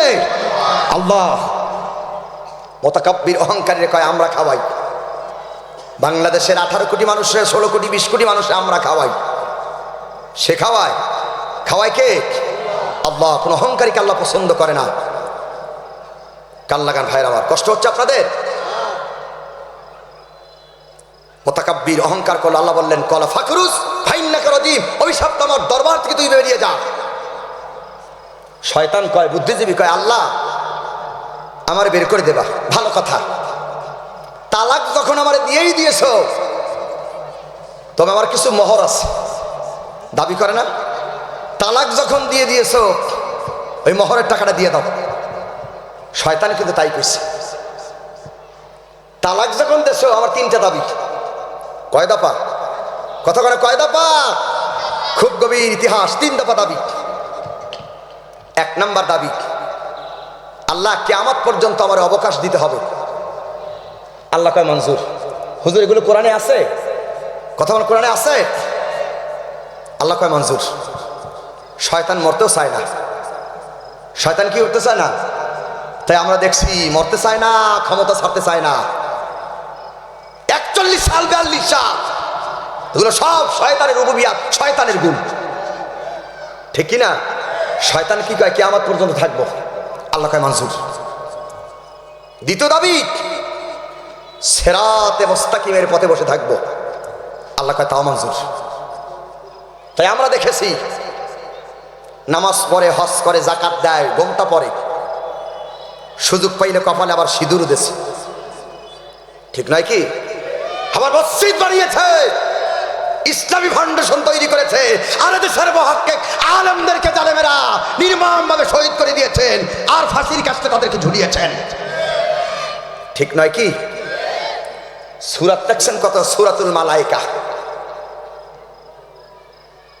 সূরাতুল মালায়েকা গর্বর সাথে বলতো, আমার ছেলের বউ, আমার ছেলের বউ আহলে কিতাব, গর্ব করে বলতো আমার ছেলের বউ আহলে কিতাব, আর আমার মেয়ের জামাই আর এক দলের কথা বলতো, খ্রিস্টান আর ইহুদিদের কথা বলতো, গর্ব করে বলতো। বলেনি মুতাকাব্বির? বলছে না? আর আল্লাহর কোরআনের ঘোষণা কান লাগান, এখানে অনেক ওলামায়ে কেরাম আছে। হে ঈমানদারগণের, তোমরা যারা ঈমান এনেছ, তোমরা মুশরিক নারীদেরকে বিবাহ করো না, হাত্তা ইউমিননা, যতক্ষণ পর্যন্ত মুশরিক নারীরা ঈমান না আনে। কথা কার? কথা কার? ছেলের বউ মুশরিক, মেয়ের জামাই মুশরিক, গর্বের সাথে বলে। আর আল্লাহর কোরআনের ঘোষণা, তোমরা যারা ঈমান এনেছ, মুশরিক নারীদেরকে তোমরা বিবাহ করো না। কথা কার? কথা কার? আর মুশরিকরে যারা সমর্থন করে তারাও কি? কথা বলতে হবে, মুশরিকরে যারা সমর্থন করে তারাও মুশরিক। এই মুশরিকের দল কি করা মুসলমানের জন্য জায়েজ আছে? কথা বলেন, মুশরিকের দল করা কি মুসলমানের জায়েজ আছে? সিরাতে মুস্তাকিমের পথে বসে থাকবে আল্লাহ কয় মঞ্জুর। তাই আমরা দেখেছি সূরাতে কত সুন্দর করে ধোঁকা দিয়েছে। এই কক্সবাজারে বহুত প্রোগ্রাম আলেমদেরকে করতে দেয় নাই, পারমিশন লাগে তাফসীর করতে। গান বাজনায় পারমিশন লাগে না, তাফসীর মাহফিলে পারমিশন লাগে। 144 জারি করে দেয় তাফসীর মাহফিলে, আবার দাবি করে মুসলমান। সিরাতে মুস্তাকিমের পথে বসে থাকবো কি কায়দায়? সামনে থেকে পিছন থেকে যেন ধোঁকা দিতে পারি, আল্লাহ কয় তাও মঞ্জুর। ভাইয়ের আমার, শয়তান তিনটা দাবি করল, ওর বুদ্ধি দিয়ে তিনটা দাবি করল, আল্লাহ মঞ্জুর করলেন। আল্লাহ রাব্বুল আলামিন বললেন, শোনো শয়তান, আমার বান্দাকে তুমি ধোঁকা দেবে, সিরাতে মুস্তাকিমের পথ থেকে সরায় দেবে। আমি আল্লাহ গফুর গফফার, আমি রহিম। আল্লাহ গফুর গফফার, আমি বড় ক্ষমাশীল। আমার বান্দাকে তুমি ধোঁকা দেবে, গুনার কাজ করাবে। আমার বান্দা বান্দি গুনার কাজ করার পরে যদি বসতে পারে, আর বান্দা বান্দি চোখের পানি ছেড়ে যদি কাঁদে, আর খালেস দিলে যদি আমার বান্দা বান্দি তওবা করে, আমি আল্লাহ রাব্বুল আলামিন আমার বান্দা বান্দিরে ক্ষমা করে দেব। সুবহানাল্লাহ বলেন। শয়তানের কয় দফা দাবি? কয় দফা? কয় দফা? 3 দফা দাবি। আর আমরাও দেখছি দুনিয়ার যারা শয়তান, ওদেরও 3 দফা দাবি। কয় দফা? দুনিয়ার শয়তানের 3 দফা দাবি। একটু কান লাগান ভাইয়ের আমার, দুনিয়ার শয়তানদের 3 দফা দাবি। এইবার 1500 বছর আগে শয়তানদের কথা আল্লাহ কোরআনে তুলে ধরে। দেখেন আল্লাহ রাব্বুল আলামিন সূরা আনফালের 30 নম্বর আয়াতের ভিতরে বলেন 3 দফা ওদের দাবি। ও ইদিয়ামকুরু বিকাল্লাযীনা কাফারু লিয়ুসবিতুকা আও ইয়াকতুলুকা আও ইউখরিজুকা ওয়া ইয়ামকুরুনা ওয়া ইয়ামকুরুল্লাহ ওয়াল্লাহু খায়রুল মাকিরিন। আল্লাহ রাব্বুল আলামিন বলেন, কাফেরেরা চক্রান্ত করে 3টা, কাফেরা দায়ীদের উপরে জুলুম করে 3টা, শয়তানের লোকেরা 3টা জুলুম করে দায়ীদের উপরে। 1 নাম্বার জুলুম তারা করে লিয়ুসবিতুকা, দায়ীদেরকে ধরে জেলে বন্দি করে দেয়। দ্বীনের দায়ীদেরকে ধরে জেলে বন্দি করে দেয়, ইমানদারদেরকে জেলে বন্দি করে দেয়, নবীদেরকে তারা জেলে বন্দি করে দেয়। লিয়ুসবিতুকা, তারা ধরে জেলে বন্দি করে দেয়। আও ইয়াকতুলুকা, দায়ীদেরকে নবীদেরকে তারা হত্যা করে। আও ইউখরিজুকা, দায়ীদেরকে তারা দেশ থেকে তাড়িয়ে দেয়। শয়তানের কিন্তু 3 দফা দাবি ছিল। শয়তানের যাদের চরিত্র তাদেরও দুনিয়ায় 3 দফা দাবি। 1 নাম্বার আমরা দেখেছি দায়ীদেরকে জেলখানায় বন্দি করেছে। কত দায়ীদেরকে ফাঁসির কাস্টে ঝুলিয়ে হত্যা করেছে, আর কত দায়ীদেরকে দেশ থেকে তাড়াইয়া দিয়েছে। কয়টা কয়টা কয়টা কয়টা আলেমদেরকে জেলে বন্দি করেছে, কত আলেমদেরকে হত্যা করেছে, আর কত দায়ীদেরকে আলেমদেরকে দেশ থেকে তাড়িয়ে দিয়েছে। দেয় নাই, দেয় নাই? শয়তানের কয় দফা দাবি? কয় দফা? আর ওই জালেম সৈরাচার শয়তানের দাবি কয় দফা? জেলেবন্দি, হত্যা, দেশ থেকে তাড়িয়ে দিয়েছে। তাহলে ওই শয়তান পাক্কা শয়তান, আর এই শয়তানের ভিতরে কোনো মিল অমিল আছে? মিল আছে না নাই? শয়তান দাবি করলো তিনটা, আল্লাহ মঞ্জুর করে দিলেন। আল্লাহ বলেন কলা ফাকুরুস ফাইন্নাকা রাজিম, অভিশপ্ত তুই আমার দরবার থেকে বেরিয়ে যা। শয়তান আল্লাহর হুকুম লঙ্ঘন করছে কয়টা? কতখানে? কয়টা? একটা লঙ্ঘন করার কারণে আল্লাহ তারা বের করে দিলেন। ও কক্সবাজারবাসী প্রিয় বন্ধুরা, মুরব্বী বাবারা, যুবক বন্ধুরা, দৈনিক 5 ওয়াক্ত নামাজে ফরজ কয়টা? তাও বলতে পারলো না। নামাজ পড়ে না মনে হয় নাকি? কত ফরজ? 17 ফরজ। শয়তান যদি একটা হুকুম লঙ্ঘন করার কারণে এত শাস্তি তার হয়, দোজখে যদি যায়, আর দৈনিক 17টা ফরজ লঙ্ঘন করেছি, এখন একটু চিন্তা করে দেখেন আমাদের জায়গা কোথায় হওয়া উচিত। শয়তান বলে যে আমি কি শয়তান? যারা তোমার প্রতিদৈনিক 17টা হুকুম লঙ্ঘন করে, ও তো আমার বাবা আর দাদা, দাদার ঘরে দাদা। শয়তান একটা হুকুম লঙ্ঘন করছে, আর আমরা দৈনিক 17টা। এই যে 17টা হুকুম লঙ্ঘন করলেন, আজকের তাফসীর মাহফিল থেকে সিদ্ধান্ত নেব, আমরা আদমের সন্তান, আর জীবনে নামাজ ছাড়বো না, আর জীবনে রোজা ছাড়বো না, ভাত ছাড়বো না, মিথ্যা কথা বলবো না, হারাম খাবো না, সুদ খাবো না, ঘুষ খাবো না, ঘুষ দেবো না। পারবো? কতক্ষণ পারবো? ইনশাআল্লাহ। আমরা তো আদমের সন্তান, ভুল করেই বসছি। কার কাছে তাওবা করব? কার কাছে? তার একটা দলিল দিয়ে শেষ করবো ইনশাআল্লাহ। আদি পিতার নাম কি বলেন তো? আদি পিতার নাম কি? আর জাতির পিতার নাম ইব্রাহিম আলাইহিস সালাম, আদি পিতার নাম আদম আলাইহিস সালাম। আমাদের পিতা আদি পিতা একটা ভুল করছে। কয়টা? একটা ভুল করছে। আর আমরা আদি পিতার সন্তান কত ভুল করি লক্ষ্য করেন। একটা ভুল করার কারণে তার কি খেসারাত, একটু কান লাগান। সম্মানিত ভাইয়ের আমার কক্সবাজারবাসী, আমার মুরব্বী যুবক বন্ধুরা, আমার কলেজ ইউনিভার্সিটির ছাত্র বন্ধুরা, কত জীবনে ভুল করেছি, কত অন্যায় অপরাধ করেছি। দুনিয়ার মানুষ যদি আমার গুনার খবর নাও জানে, আকাশ আর জমিনের মালিক আল্লাহ রাব্বুল আলামিন আমার গুনার খবর জানেন। ও যুবক বন্ধু, দুনিয়ার মানুষের চোখকে ফাঁকি দিয়ে গুনাহ করতে পারো, কিন্তু আল্লাহর চোখকে ফাঁকি দিয়া কোনো বান্দা, কোনো বান্দি গুনাহ করতে পারবে না। ও যুবক বন্ধু, ওই কক্সবাজার সমুদ্র সৈকতের কাছে কি কি গুনাহ করেছো, হোটেলে কি গুনাহ করেছো, হাত দিয়ে কি গুনাহ করেছো, পাও দিয়ে কি গুনাহ করেছো। আল্লাহ পাক বলে বান্দা তোর চোখ এবং অন্তর কি লুকোচুরি করে আমি সেটাও আল্লাহ রাব্বুল আলামিন জানি। আমি গফুর ও গফফার বান্দা গুনাহ করেছো। গভীর রাত্রে তুমি আল্লাহর দরবারে কান্দো, তোমার আদি পিতা হযরতে আদমের মতন। তোমার আদি পিতা, তোমার আব্বা একটা ভুল করেছে। কি ভুলটা করেছে? আল্লাহ পাক কোরআনুল কারীমের ভিতরে বলেন উসজুদু লিআদাম ফাসাজাদু ইল্লা ইবলিস আবা ওয়াস্তাকবারা ওয়া কানা মিনাল কাফিরিন। অন্যায় আল্লাহ রাব্বুল আলামিন বলেন ইয়া আদাম উসকুন আনতা ওয়া যাওজুকাল জান্নাহ কুলা মিনহা রাগাদান হাইসু শি'তুমা ওয়ালা তাকরাবা হাদিহিশ শাজারাতা ফাতাকুনা মিনাজ জালিমিন। আল্লাহ পাক বললেন ও আদম ও হাওয়া, তোমরা স্বামী এবং স্ত্রী দুইজনে জান্নাতের ভিতরে থাকো, নাজ নিয়ামত খাও, কিন্তু হাদিহিশ শাজারা ইসমে ইশারা করে বুঝায় আদম ওই গাছের কাছে যাবে না, গাছের ফলও খাবে না। আদম আলাইহিস সালাম আল্লাহ নিষিদ্ধ বৃক্ষের কাছে চলে গেল, স্বামী স্ত্রী দুইজনে ফল ভক্ষণ করলেন। আল্লাহ প্রশ্ন করলেন আদম তুমি আমার হুকুমটাকে লঙ্ঘন করলে কেন? আদম আলাইহিস সালাম মনে মনে চিন্তা করলেন আমি তো ভুল করে বসেছি, আমি শয়তানের মতন এখন বুদ্ধির আশ্রয় নেব না, আমি আমার জ্ঞান দিয়া বিনয় হয়ে যাব, জ্ঞান দিয়া আমি কাঁদব। আদম আলাইহিস সালাম তার ভুলের কথা চিন্তা করে বিনয় হয়ে তিনি কাঁদলেন।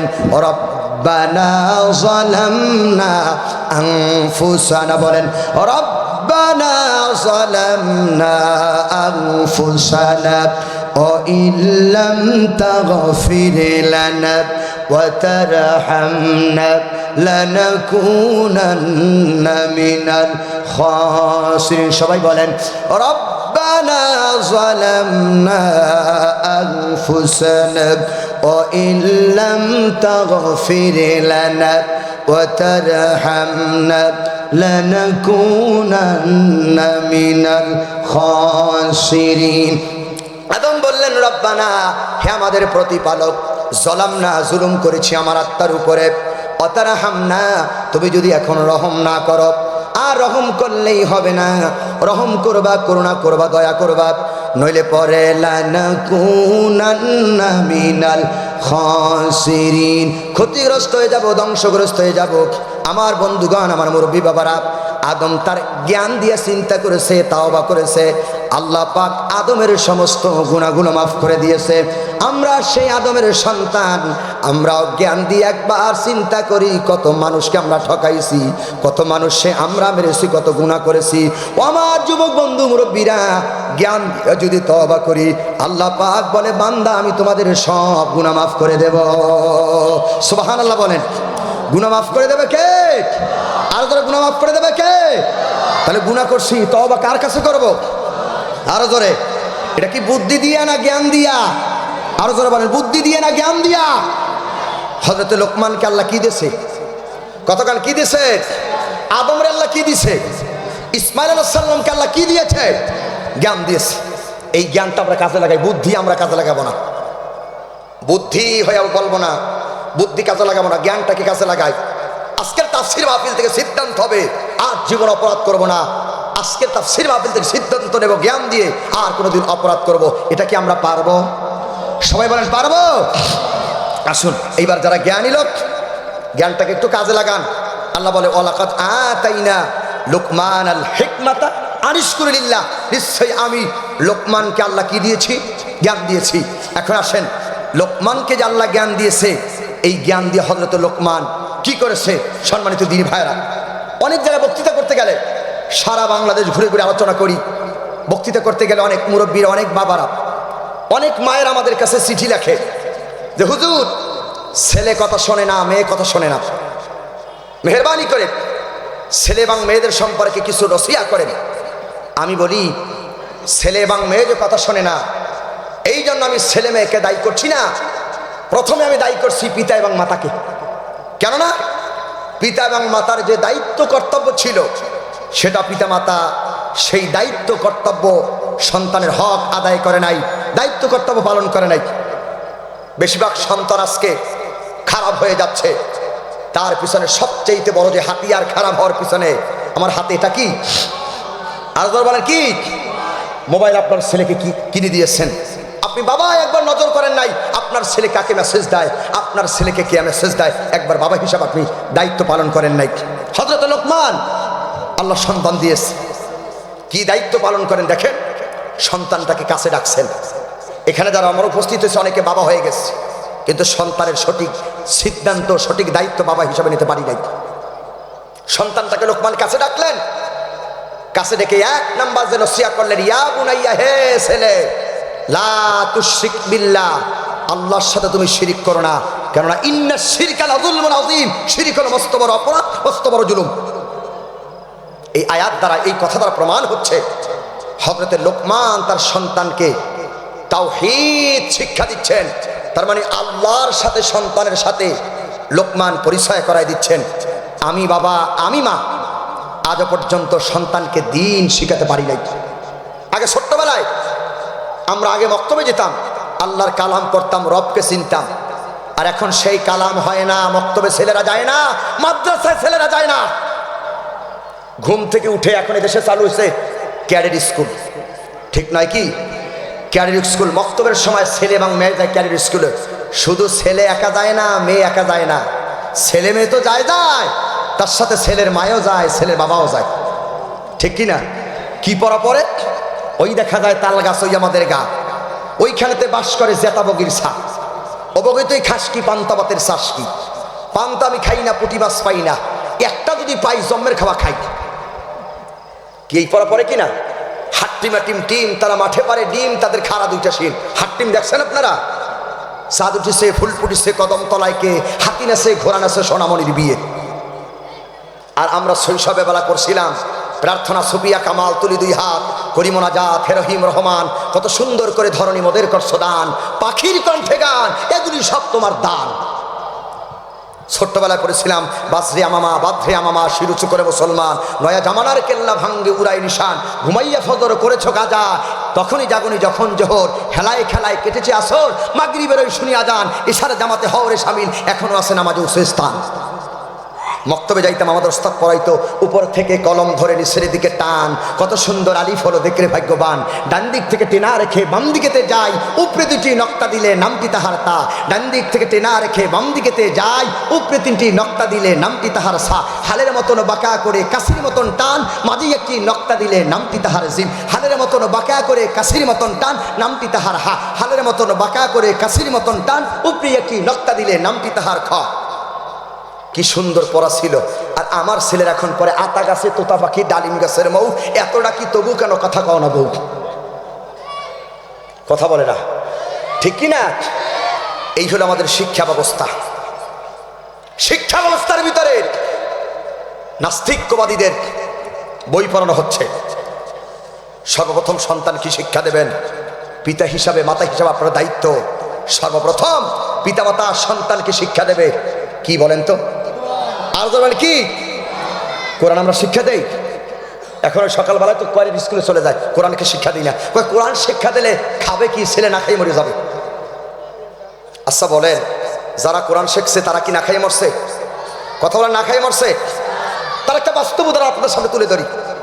আজকে গোটা পৃথিবীতে আল্লামা সাইদি রহমতুল্লাহ আলাইহির পর নাফারাল্লাহু মারকাদাহু ওয়া জাআলাল জান্নাতা মাসওয়াহু, বলুন তো কার জনপ্রিয়তা বেশি? বর্তমানে কার জনপ্রিয়তা বেশি বলেন তো? মিজানুর রহমান আজহারি হাফিজাহুল্লাহ, তাকে যে আল্লাহ সম্মান দিয়েছে, আল্লাহ তাকে মর্যাদা দিয়েছে, তার বাস্তব সাক্ষী আপনারা। কক্সবাজার যখন ঈদগাতে আসলো, কয়েক কিলোমিটার রাস্তা ব্লক হয়ে গেছে। মিজান কি কোনো ইউনিভার্সিটি কলেজের ছাত্র? ছাত্র? আল্লাহ এত সম্মান দিয়েছে, কোন মন্ত্রী এমপিকে আল্লাহ তাআলা এত সম্মান দেয় নাই। আলেম হইলে সম্মান আছে না নাই? দুনিয়াতেও আছে, কতক্ষণ দুনিয়াতেও আছে, আখিরাতে তারাকে দলিল দিক। ভাইয়ের আমার, ছেলেকে আপনি এমপি বানাবেন, মন্ত্রী বানাবেন, ডাক্তার বানাবেন, কোনো নিষেধ আমি করছি না। এসপিডিসি ব্যারিস্টার আপনি বানাবেন, কোনো নিষেধ আমি করছি না। অবশ্যই আপনার ছেলে ব্যারিস্টার হবেন, ডাক্তার হবেন, ইঞ্জিনিয়ার হবেন, পুলিশ হবেন, র্যাব হবেন, নৌবাহিনী, সেনাবাহিনী, আপনার ছেলে সব হবে। কিন্তু আপনি যে পিতা মাতা, আপনার সর্বপ্রথম দায়িত্ব হলো সন্তানকে সর্বপ্রথম আল্লাহর কালাম শিক্ষা দিতে হবে। আল্লাহ নবী বলেন, ওয়ান উসমান রাদিয়াল্লাহু তাআলা আনহু আন্নাহু قال قال رسول الله صلى الله عليه وسلم خيركم من تعلم القرآن وعلمه, তোমাদের ভিতরে সর্বোত্তম ওই ব্যক্তি, শ্রেষ্ঠ ব্যক্তি ওই ব্যক্তি, মর্যাদাবান ওই ব্যক্তি যিনি আল্লাহর কালাম শেখে এবং অপরকে শিক্ষা দান, তিনি হলেন তোমাদের ভিতরে সর্বোত্তম ব্যক্তি। সুবহানাল্লাহ বলেন। দুনিয়াতে তোমাদের ভিতরে সর্বোত্তম ওই ব্যক্তি যিনি কোরআন শেখেন এবং অপরকে শিক্ষা দান, তিনি হলো তোমাদের ভিতরে উত্তম ব্যক্তি। আল্লাহু আকবার বলেন। এই সমাজে সবচেয়ে বেশি উত্তম যিনি আল্লাহর কোরআন শেখেন এবং অপরকে শিক্ষা দান। তাহলে আলেমের মর্যাদা আছে না নাই? কতক্ষণ আছে না নাই? এই হলো দুনিয়ার সম্মান। আখিরাতে কি সম্মান? আল্লাহর নবী বলেন, যদি হাদিসের ব্যাপারে ক্বালা হাযা হাদিসুন সহিহুন গরিবুন বলেছেন, মান ক্বারাল কুরআন ফাস্তাজহারা ফাআল্লাহ হালালাহু ওয়া হারামা হারামাহু ওয়া দাখালাহুল্লাহুল জান্নাত ওয়া শাফাউ ফি আশরাতিন মিন আহলি বাইতি কুল্লুম কদ জাবাতাহুন নার। আল্লাহ নবী বলেন, যেই ব্যক্তি কোরআন পড়বে তদ অনুযায়ী আমল করবে। লক্ষ্য করেন, যে ব্যক্তি কোরআন পড়বে তদ অনুযায়ী আমল করবে, ব্যক্তি সমাজ রাষ্ট্র কোরআন দিয়া যারা গঠন করবে, চালাবে, আল্লাহ নবী বলেন ওই ব্যক্তিকে আল্লাহ রাব্বুল আলামিন জান্নাতে প্রবেশ করাবেন। শুধু ওই ব্যক্তি একা জান্নাতে যাবে না, ওই ব্যক্তি 10 জন ব্যক্তিকে সুপারিশ করতে পারবে। এমন 10 ব্যক্তিকে কোরআন পড়নেওয়ালা সুপারিশ করতে পারবে, ওয়াজাবাত লাহুন নার, যার উপরে জাহান্নাম অজীব হয়ে গেছিল, এমন 10 ব্যক্তিকে একজন কোরআন পড়নেওয়ালা আমলকারী ব্যক্তি সুপারিশ করাইয়া আল্লাহ রাব্বুল আলামিনের জান্নাতে নিয়ে যাবেন। সুবহানাল্লাহ বলেন।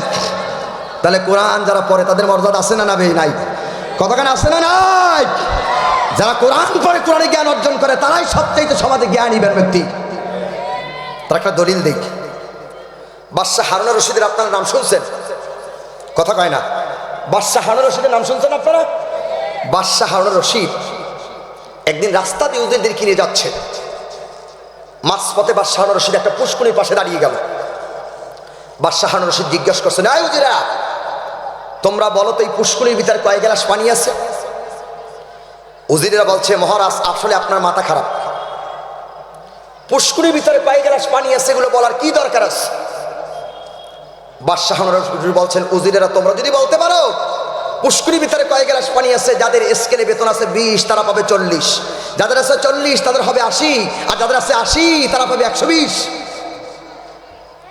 উজিরেরা কয়, তো সাংঘাতিক পরীক্ষার, এই পুষ্করিণীতে কয় গ্লাস পানি আছে কেমনে বলবো? উজিরেরা সবাই চুপ হয়ে বসে আছে, কেউ জবাব দিতে পারছে না। ওই রাস্তা দিয়ে একজন মাদ্রাসার তালিবুল ইলম, মাদ্রাসার একজন ছাত্র যাচ্ছিল আল্লাহর কালাম নিয়ে বক্তব্য পড়তে। বাদশাহ হারুন রশিদ ছেলেটাকে ডাকতেছে, আসো। জিজ্ঞেস করছে, তুমি কোথায় পড়ো? বলছে, আমি মাদ্রাসায় পড়ি। কোন মাদ্রাসায়? অমুক মাদ্রাসায় পড়ি। আচ্ছা বাবা, তুমি তো বলো এই পুষ্করিণীর ভিতরে কয় গ্লাস পানি আছে বলো তো? ছোট্ট বাচ্চা ছেলেটি তালিবুল ইলম মুস্কি হেসে বলছেন, মহারাজ এটা তো সামান্য প্রশ্ন, ছোট প্রশ্ন, এর থেকেও যদি কোনো বড় প্রশ্ন থাকে আপনি আমাকে করুন, নিঃসন্দেহে ইনশাআল্লাহ আমি সেই প্রশ্নের জবাব দিতে পারবো ইনশাআল্লাহ। উজিরেরা সবাই কি ফেল, আর বাচ্চা মুস্কিতে বলছেন ছোট্ট প্রশ্ন। আচ্ছা বলো তো বাবা, পুষ্করিণীর ভিতরে কয় গ্লাস পানি আছে? ছেলেটি বলছেন, মহারাজ পুষ্করিণীর সমান যদি একটা গ্লাস হয় 1 গ্লাস পানি, আর পুষ্করিণীর সমান যদি 2টা গ্লাস হয় কয় গ্লাস পানি? 2 গ্লাস পানি। বাদশাহ হারুন রশিদের দিল থেকে বেড়ে গেল, খায়রুকুম মান তাআল্লামাল কুরআন ওয়া আল্লামা, তোমাদের ভিতরে উত্তম ব্যক্তি, শ্রেষ্ঠ ব্যক্তি ওই ব্যক্তি, মর্যাদাবান ওই ব্যক্তি যিনি আল্লাহর কোরআন শেখেন এবং অপরকে শিক্ষা দেন। আল্লাহু আকবার বলেন। তাহলে যারা কোরআন শেখে তারা উত্তম ব্যক্তি। এই জন্য আমাদের উচিত, যারা পিতামাতা এখানে বসছেন, 1 নম্বর আমি আপনাদেরকে বলে গেলাম, সন্তানকে সর্বপ্রথম কি শিক্ষা দেবেন? কি শিক্ষা দিবেন? কোরআন শিক্ষা দেবেন। সন্তানের বয়স যখন হয়ে যাবে 7 বছর, হযরত লোকমানের মতো নসিহত করবেন, ছেলে তুমি নামাজ পড়ো। 7 বছর রাসূল বলে, মুরু আওলাদাকুম বিস-সালাহ সাবঈনা সিনা, সন্তানের বয়স 7 বছর হলে নামাজে তাগিদ দাও। একটানা 10 বছর, তার মানে 3 বছর পর্যন্ত বলবে নামাজ পড়ো, নামাজ পড়ো, নামাজ পড়ো। 10 বছর পরেও যদি ছেলে নামাজ না পড়ে তাকে প্রহার করো, মারো। তারপরে যদি ছেলে নামাজ না পড়ে ইউফাররিকুহুম ফিল মাদাজিহিম, তার বিছানাটাকে আলাদা করে দাও। ছেলের বয়স হয়ে গেছে 20 বছর, 25 বছর, 30 বছর, বাবা মায় নামাজের কথা বলে না, আছে না নাই? বাবাই কেমনে নামাজের কথা বলবে? বাপ তো নিজেই নামাজ পড়ে না, ঠিক নয় কি? হযরত লোকমান সন্তানকে নসিহত করলেন। 1 নম্বর নসিহত, হে ছেলে, ইয়া বুনাইয়া, হে ছেলে, লা তুশরিক বিল্লাহ, আল্লাহর সাথে শিরিক করো না, কেন ইন্না শিরকা লাযুলমুন আযীম, শিরিক হলো মস্ত বড় অপরাধ, মস্ত বড় জুলুম। এখন আপনারা বলেন তো, সবচাইতে মারাত্মক গুনাহ, বড় গুনাহ কিসের গুনাহ? কিসের গুনাহ? শিরিকের গুনাহ। সারা বাংলাদেশ ঘুরে আমার যে অভিজ্ঞতা হয়েছে, সেই অভিজ্ঞতার আলোকে বলি, মানুষ যত ইবাদত বন্দেগী না করে তার থেকে মানুষ বেশি এখন শিরিক করে, ঠিক নয় কি? আমি ঘুরে ঘুরে দেখেছি, মানুষ মনে করে জাতা পীর, বড় পীর, তাদের কোনো ক্ষমতা আছে। ক্ষমতা কার? আর তো বলেন, ক্ষমতা কার? আল্লাহ। ছেলে হয় না, মেয়ে হয় না, খাজা বাবার কাছে দৌড় দেয় ছাগল নিয়ে আর গরু নিয়া। তবে আপনাদের মনে হয় কক্সবাজারে নেই? আছে, আছে, কক্সবাজারে আছে। খাজা বাবার দৌড় দেয়। এই কক্সবাজার আসতে চট্টগ্রামে একটা মাজার বাজে, বাইজিদ বোস্তামির মাজার। গেছেন আপনারা? কারা কারা গেছেন? একটা হাত দেখান তো, বাইজিদ বোস্তামির মাজারে গেছেন? আপনারা গেছেন? হাত নামান। 2017 সাল আমি কক্সবাজার উকিয়াতে যাচ্ছি প্রোগ্রামে। কক্সবাজার শহরের উপর দিয়ে যাচ্ছি। আমার ড্রাইভারকে বললাম, ড্রাইভার একটু গাড়িটা থামাও, বাইরে যদি বস্তামি রেখে এটা মাজার আছে একটু দেখে যাই। দিতে যাবেন, কিছু আনতে যাবেন না। নিচে নামাজ পড়লাম, উপরের দিকে উঠলাম, 500 টাকা একটা নোট ভাঙে ফকির মিসকিনকে টাকা দিচ্ছি। হঠাৎ করে দেখি এরকম একটা মোটা গাছ দক্ষিণ দিকে উঠতে, হাতের বামে দক্ষিণ একটা গাছ আছে, লাল সুদা বাঁধা। দেখছেন আপনারা? লাল সুদা বাঁধা। খাদেমরে জিজ্ঞেস করলাম, লাল সুদা বাঁধা কেন? এই গাছটার নাম কি? কয় হুজুর আশা গাছ। এই গাছে যদি কেউ আশা করে সুতা বাঁধে, আল্লাহ তার মনের আশা পূরণ করে। মনে মনে চিন্তা করলাম, এত ওয়াজ করলাম, নসিহত করলাম, ব্যবসা বাণিজ্য করি, কোটিপতি তো হইতে পারলাম না। তাই গাছের সুতা বাঁধলে যদি মনের আশা পূরণ হয় আর কোটিপতি হওয়া যায়, একটা বাঁধে দেখি। সুতো একটা ভাই হাতে নিছি বাঁধবো, সুতো একটা হাতে নিছি বাঁধবো। সামান্য কোরআনের জ্ঞান থাকার কারণে আমার ব্রেনটে টাচ লেগে গেল। ইয়্যাকা না'বুদু ওয়া ইয়্যাকা নাস্তাঈন, একমাত্র তোমার ইবাদত করে আর তোমার সাহায্য চাই। কি রে বক্তা, নামাজে তুমি বললে কি? মুসল্লি তুমি নামাজে বললে কি? আর নামাজের পর তুমি কি কাজ করলে? আস্তে করে সুতাটা ফেলে দিলাম, বাঁধলাম না। সামনের দিক এগিয়ে দেখি একটা গাছে বড় বড় আপেল ঝোলে। কাছে গিয়ে দেখলাম আপেল না, সব পাথর আর ইট। দেখছেন আপনারা? জিজ্ঞেস করলে এগুলো বান্ধে কারা? কয় বিশেষ করে মেয়ে লোকরা বান্ধে। কে? কয় যে সমস্ত মেয়ে লোকদের বাচ্চা হয় না, এরা এই গাছে পাথর বাঁধে। আর এই গাছে পাথর বাঁধলে পাথরের ভারে পেটের ভিতরে বাচ্চা আসে। নাউজুবিল্লাহ বলবেন না?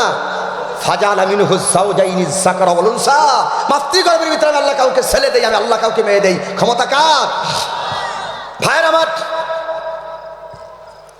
আল্লাহ নবী বলেন, আবু দাউদের বর্ণনা, হুজুর বলেন, দুনিয়ার কোনো মানুষের কাছে তুমি কিছুই চাবে না, তোমার পায়ের জুতার স্যান্ডেলের ফিতাটাও যদি ছিঁড়ে যায়, এটাও তুমি দুনিয়ার মানুষের কাছে যাবে না। যিনি আকাশ আর জমিনের মালিক, ওই মালিক আল্লাহ রাব্বুল আলামিনের কাছে যাবেন। ছেলে হয় না, মেয়ে হয় না, অনেক মানুষ মান্যত করে দুর্গার নামে, দরগার নামে। এগুলো সব মুশরিকদের কাজ। মুশরিকরা দুর্গার নামে, দরগার নামে মান্যত করে। আপনি মুসলমান, আপনি দুর্গার নামে, দরগার নামে মান্যত করতে পারবেন না। আপনি মুসলমান হিসেবে কোথায় মান্যত করবেন? আমি সূরা আল ইমরান থেকে আপনাদেরকে শোনাচ্ছি কোথায় মান্যত করবেন। আল্লাহ রাব্বুল আলামিন কোরআনুল কারীমের ভিতরে বলেন, বান্দা মান্যত যদি করতে হয়, দুনিয়ার কোনো মানুষের নামে মান্যত করবে না। যিনি আকাশ আর জমিনের মালিক, ওই আল্লাহ রাব্বুল আলামিনের নামে মান্যত করতে হবে। আল্লাহ রাব্বুল আলামিনের একজন পয়গম্বর, যার নাম হযরত ইমরান, তার স্ত্রী, দেখেন কার নামে মান্যত করে আমার মা বোনেরা? ছেলে হয় না, মেয়ে হয় না, মান্যত করে দরগার নামে, দুর্গার নামে। ও আমার মা বোনেরা, যুবক বন্ধুরা, কক্সবাজারের মুরব্বী বাবারা, কান লাগান। ছেলে হয় না, মেয়ে হয় না, ইব্রাহিম আলাইহিস সালামের মতন দোয়া করবেন, রব্বি হাবলি মিনাস সলিহিন। আর মান্য যদি করতে হয়, মান্যত করবেন আল্লাহর নামে। তার দলিল দিচ্ছি, ইদ ক্বালাত ইমরাতু ইমরান রব্বি ইন্নি নাযারতু লাকা মা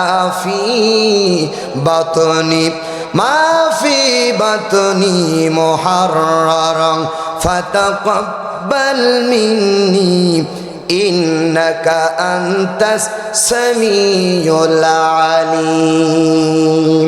আল্লাহ রাব্বুল আলামিন বলেন, স্মরণ করুন, ইদ ক্বালাত ইমরাতু ইমরান রব্বি ইন্নী নাযারতু লাকা মা ফি বাতনি।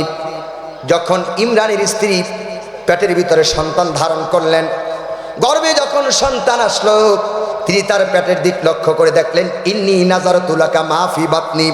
তার পেটের দিকে লক্ষ্য করে দেখলেন গর্ভের ভিতরে সন্তান এসেছে। ইমরানের স্ত্রী হান্না মনে মনে চিন্তা করলেন, এই সন্তান দুর্গার নামে, দরগার নামে, চাঁদের নামে, সূর্যের নামে আমি মান্যত করব না।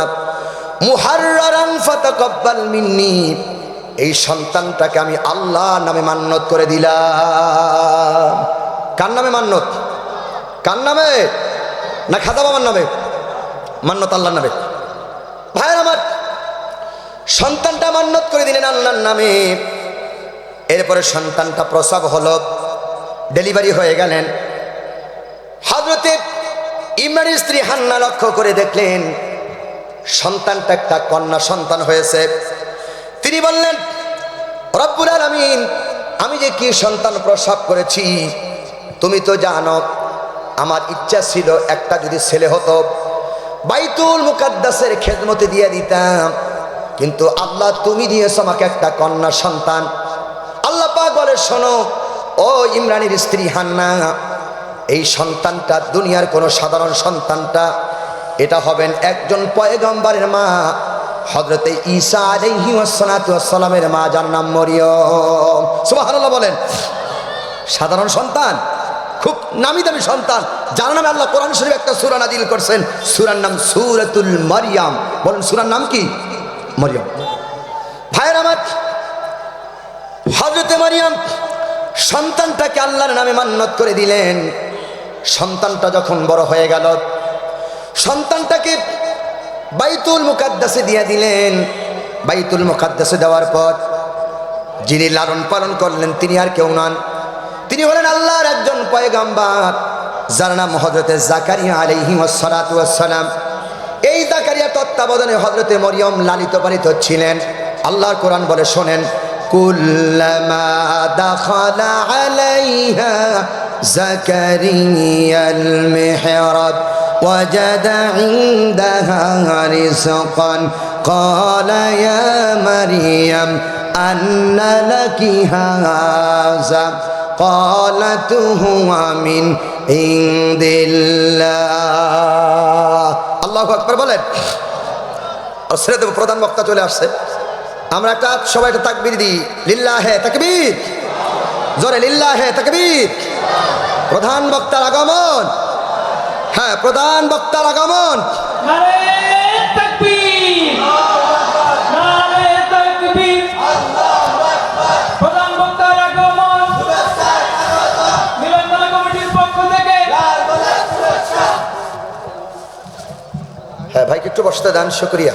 হ্যাঁ সবাই বসে পড়ি, দাঁড়া ভাইরা বসে পড়ি। হ্যাঁ বসতে দেন, ভাইকে বসতে দেন, শেষ করে দিচ্ছি। কান লাগান 2-1 মিনিট। হ্যাঁ ভাইকে বসতে দেন, সবাই বসে পড়েন। হ্যাঁ ভাইকে বসতে দেন, হ্যাঁ সবাই বসে পড়েন। আলোচনা ছিলাম আল্লাহ রাব্বুল আলামিন হযরতে জাকারিয়া আলাইহিস সালামের তত্ত্বাবধানে মরিয়মকে দিয়ে দিলেন। কুল্লামা দাখালা আলাইহা জাকারিয়াল মিহরাব। একদিন জাকারিয়া আলাইহিস সালাম মরিয়মের কামরার ভিতর প্রবেশ করলেন। তিনি দেখলেন মরিয়মের কামরার ভিতরে টেবিলের উপর অসংখ্য নাজ নেয়ামত সাজানো, সৃজন ছাড়া আনসৃজনের ফল। তিনি প্রশ্ন করলেন, ক্বালা ইয়া মারইয়াম, হে মারইয়াম, আন্না লাকি হাযা, হে মারইয়াম এগুলো কোত্থেকে আসছে? মরিয়ম বললেন, ক্বালাত হুয়া মিন ইনদিল্লাহ, এগুলো কার তরফ থেকে আসছে? আল্লাহর তরফ থেকে। ভাইয়ের আমার, হযরতে জাকারিয়া নবী মরিয়মের এই কথা শোনার পর কামরা থেকে বেরিয়ে গেলেন। বাহিরে দাঁড়িয়ে দাঁড়িয়ে চিন্তা করেন, আল্লাহ যদি মরিয়মকে সৃজন ছাড়া আনসৃজনের ফল দিতে পারেন, আমি দৃঢ় বিশ্বাস করি, দৃঢ় ঈমান আনলাম, আল্লাহ রাব্বুল আলামিন আমাকে এই বৃদ্ধা বয়সে সন্তান দিতে পারেন। পারে কিনা? আল্লাহর ক্ষমতা আছে কিনা? আল্লাহ দেয়নি? জাকারিয়া সালাম আজুজ বৃদ্ধা হয়ে গেলেন, আর তার স্ত্রী আকিব আল্লাহর কাছে দোয়া চেয়েছেন, দোয়া করেছেন সালাতের মাধ্যমে। আল্লাহ বলে, আস্তাঈনু বিস-সাবরি ওয়াস-সালাহ, নামাজ আর ধৈর্যের মাধ্যমে আল্লাহর কাছে চাও। কে দেবে? আল্লাহ দেবে। আল্লাহ দিয়েছেন জাকারিয়া নবীকে, এমন একটা সন্তান দিয়েছেন। আল্লাহ সন্তানের নাম রাখছেন ইয়াহিয়া, মুসাদ্দিকাম বিকালিমাতিম মিনাল্লাহি ওয়া সাইয়্যিদান ওয়া হাসূরা ওয়া নাবিয়্যাম মিনাস সালিহিন। আল্লাহ তাকে পরে নেতাও বানিয়ে দিয়েছেন, নবী বানিয়েছেন। সুবহানাল্লাহ বলেন। এই জন্য কার কাছে যাবেন? আরো জোরে, কার কাছে? না খাজা বাবার কাছে, দুর্গার কাছে, দরগার কাছে, শাহজালালের দরগায়? কার কাছে? ছেলে হয় না, মেয়ে হয় না, কার কাছে? দুনিয়ার কোনো মানুষের কাছে যাবেন না। শিরিক থেকে বেঁচে থাকুন, ঈমান আমলকে মজবুত করুন, জ্ঞান দিয়ে চলুক। দলমত নির্বিশেষে সকলকে আহ্বান জানাই, আমরা 5 ওয়াক্ত নামাজ পড়ব ইনশাআল্লাহ। আমরা চাই আমরা মুসলিম হিসাবে দলমত নির্বিশেষে আমাদের সামনের দিনে পার্লামেন্ট, দেশ কোরআন দিয়ে চলুক, ইসলাম দিয়ে চলুক। এটা কি আমরা চাই? সবাই কি চাই? কারা কারা চাই 2 হাত আল্লাহকে দেখাই লিল্লাহে তাকবীর, লিল্লাহে তাকবীর। হাত নামান। আল্লাহ তুমি আমার এই বন্ধুদের আয়োজনকে কবুল করো, কক্সবাজারবাসীকে কবুল করো। যতদূর কথা বললাম কোরআন এবং হাদিসের আলোকে আল্লাহ আমাকে সহ সকলকে আল্লাহ আমল করার তৌফিক আল্লাহ দান করুক। সবাই বলেন আমিন। আজকের যিনি প্রধান আলোচক আমার প্রিয় ভাই ডক্টর মুফতি মোহাম্মদ জাকারিয়া নূর ভাই চলে আসছেন। আর লম্বা কথা নয়, আমি ভাইয়ের জন্য দোয়া করছি, আমার ভাই আমার জন্য দোয়া করবেন, সকলের জন্য দোয়া করছি। আমি আমার জন্য দোয়া চাচ্ছি, আল্লাহ রাব্বুল আলামিন আমাদের সকলকে মকবুল করুন, কথাগুলিকে আল্লাহ তাআলা আমল করার তৌফিক আল্লাহ দান করুক। আসসালামু আলাইকুম ওয়া রাহমাতুল্লাহি।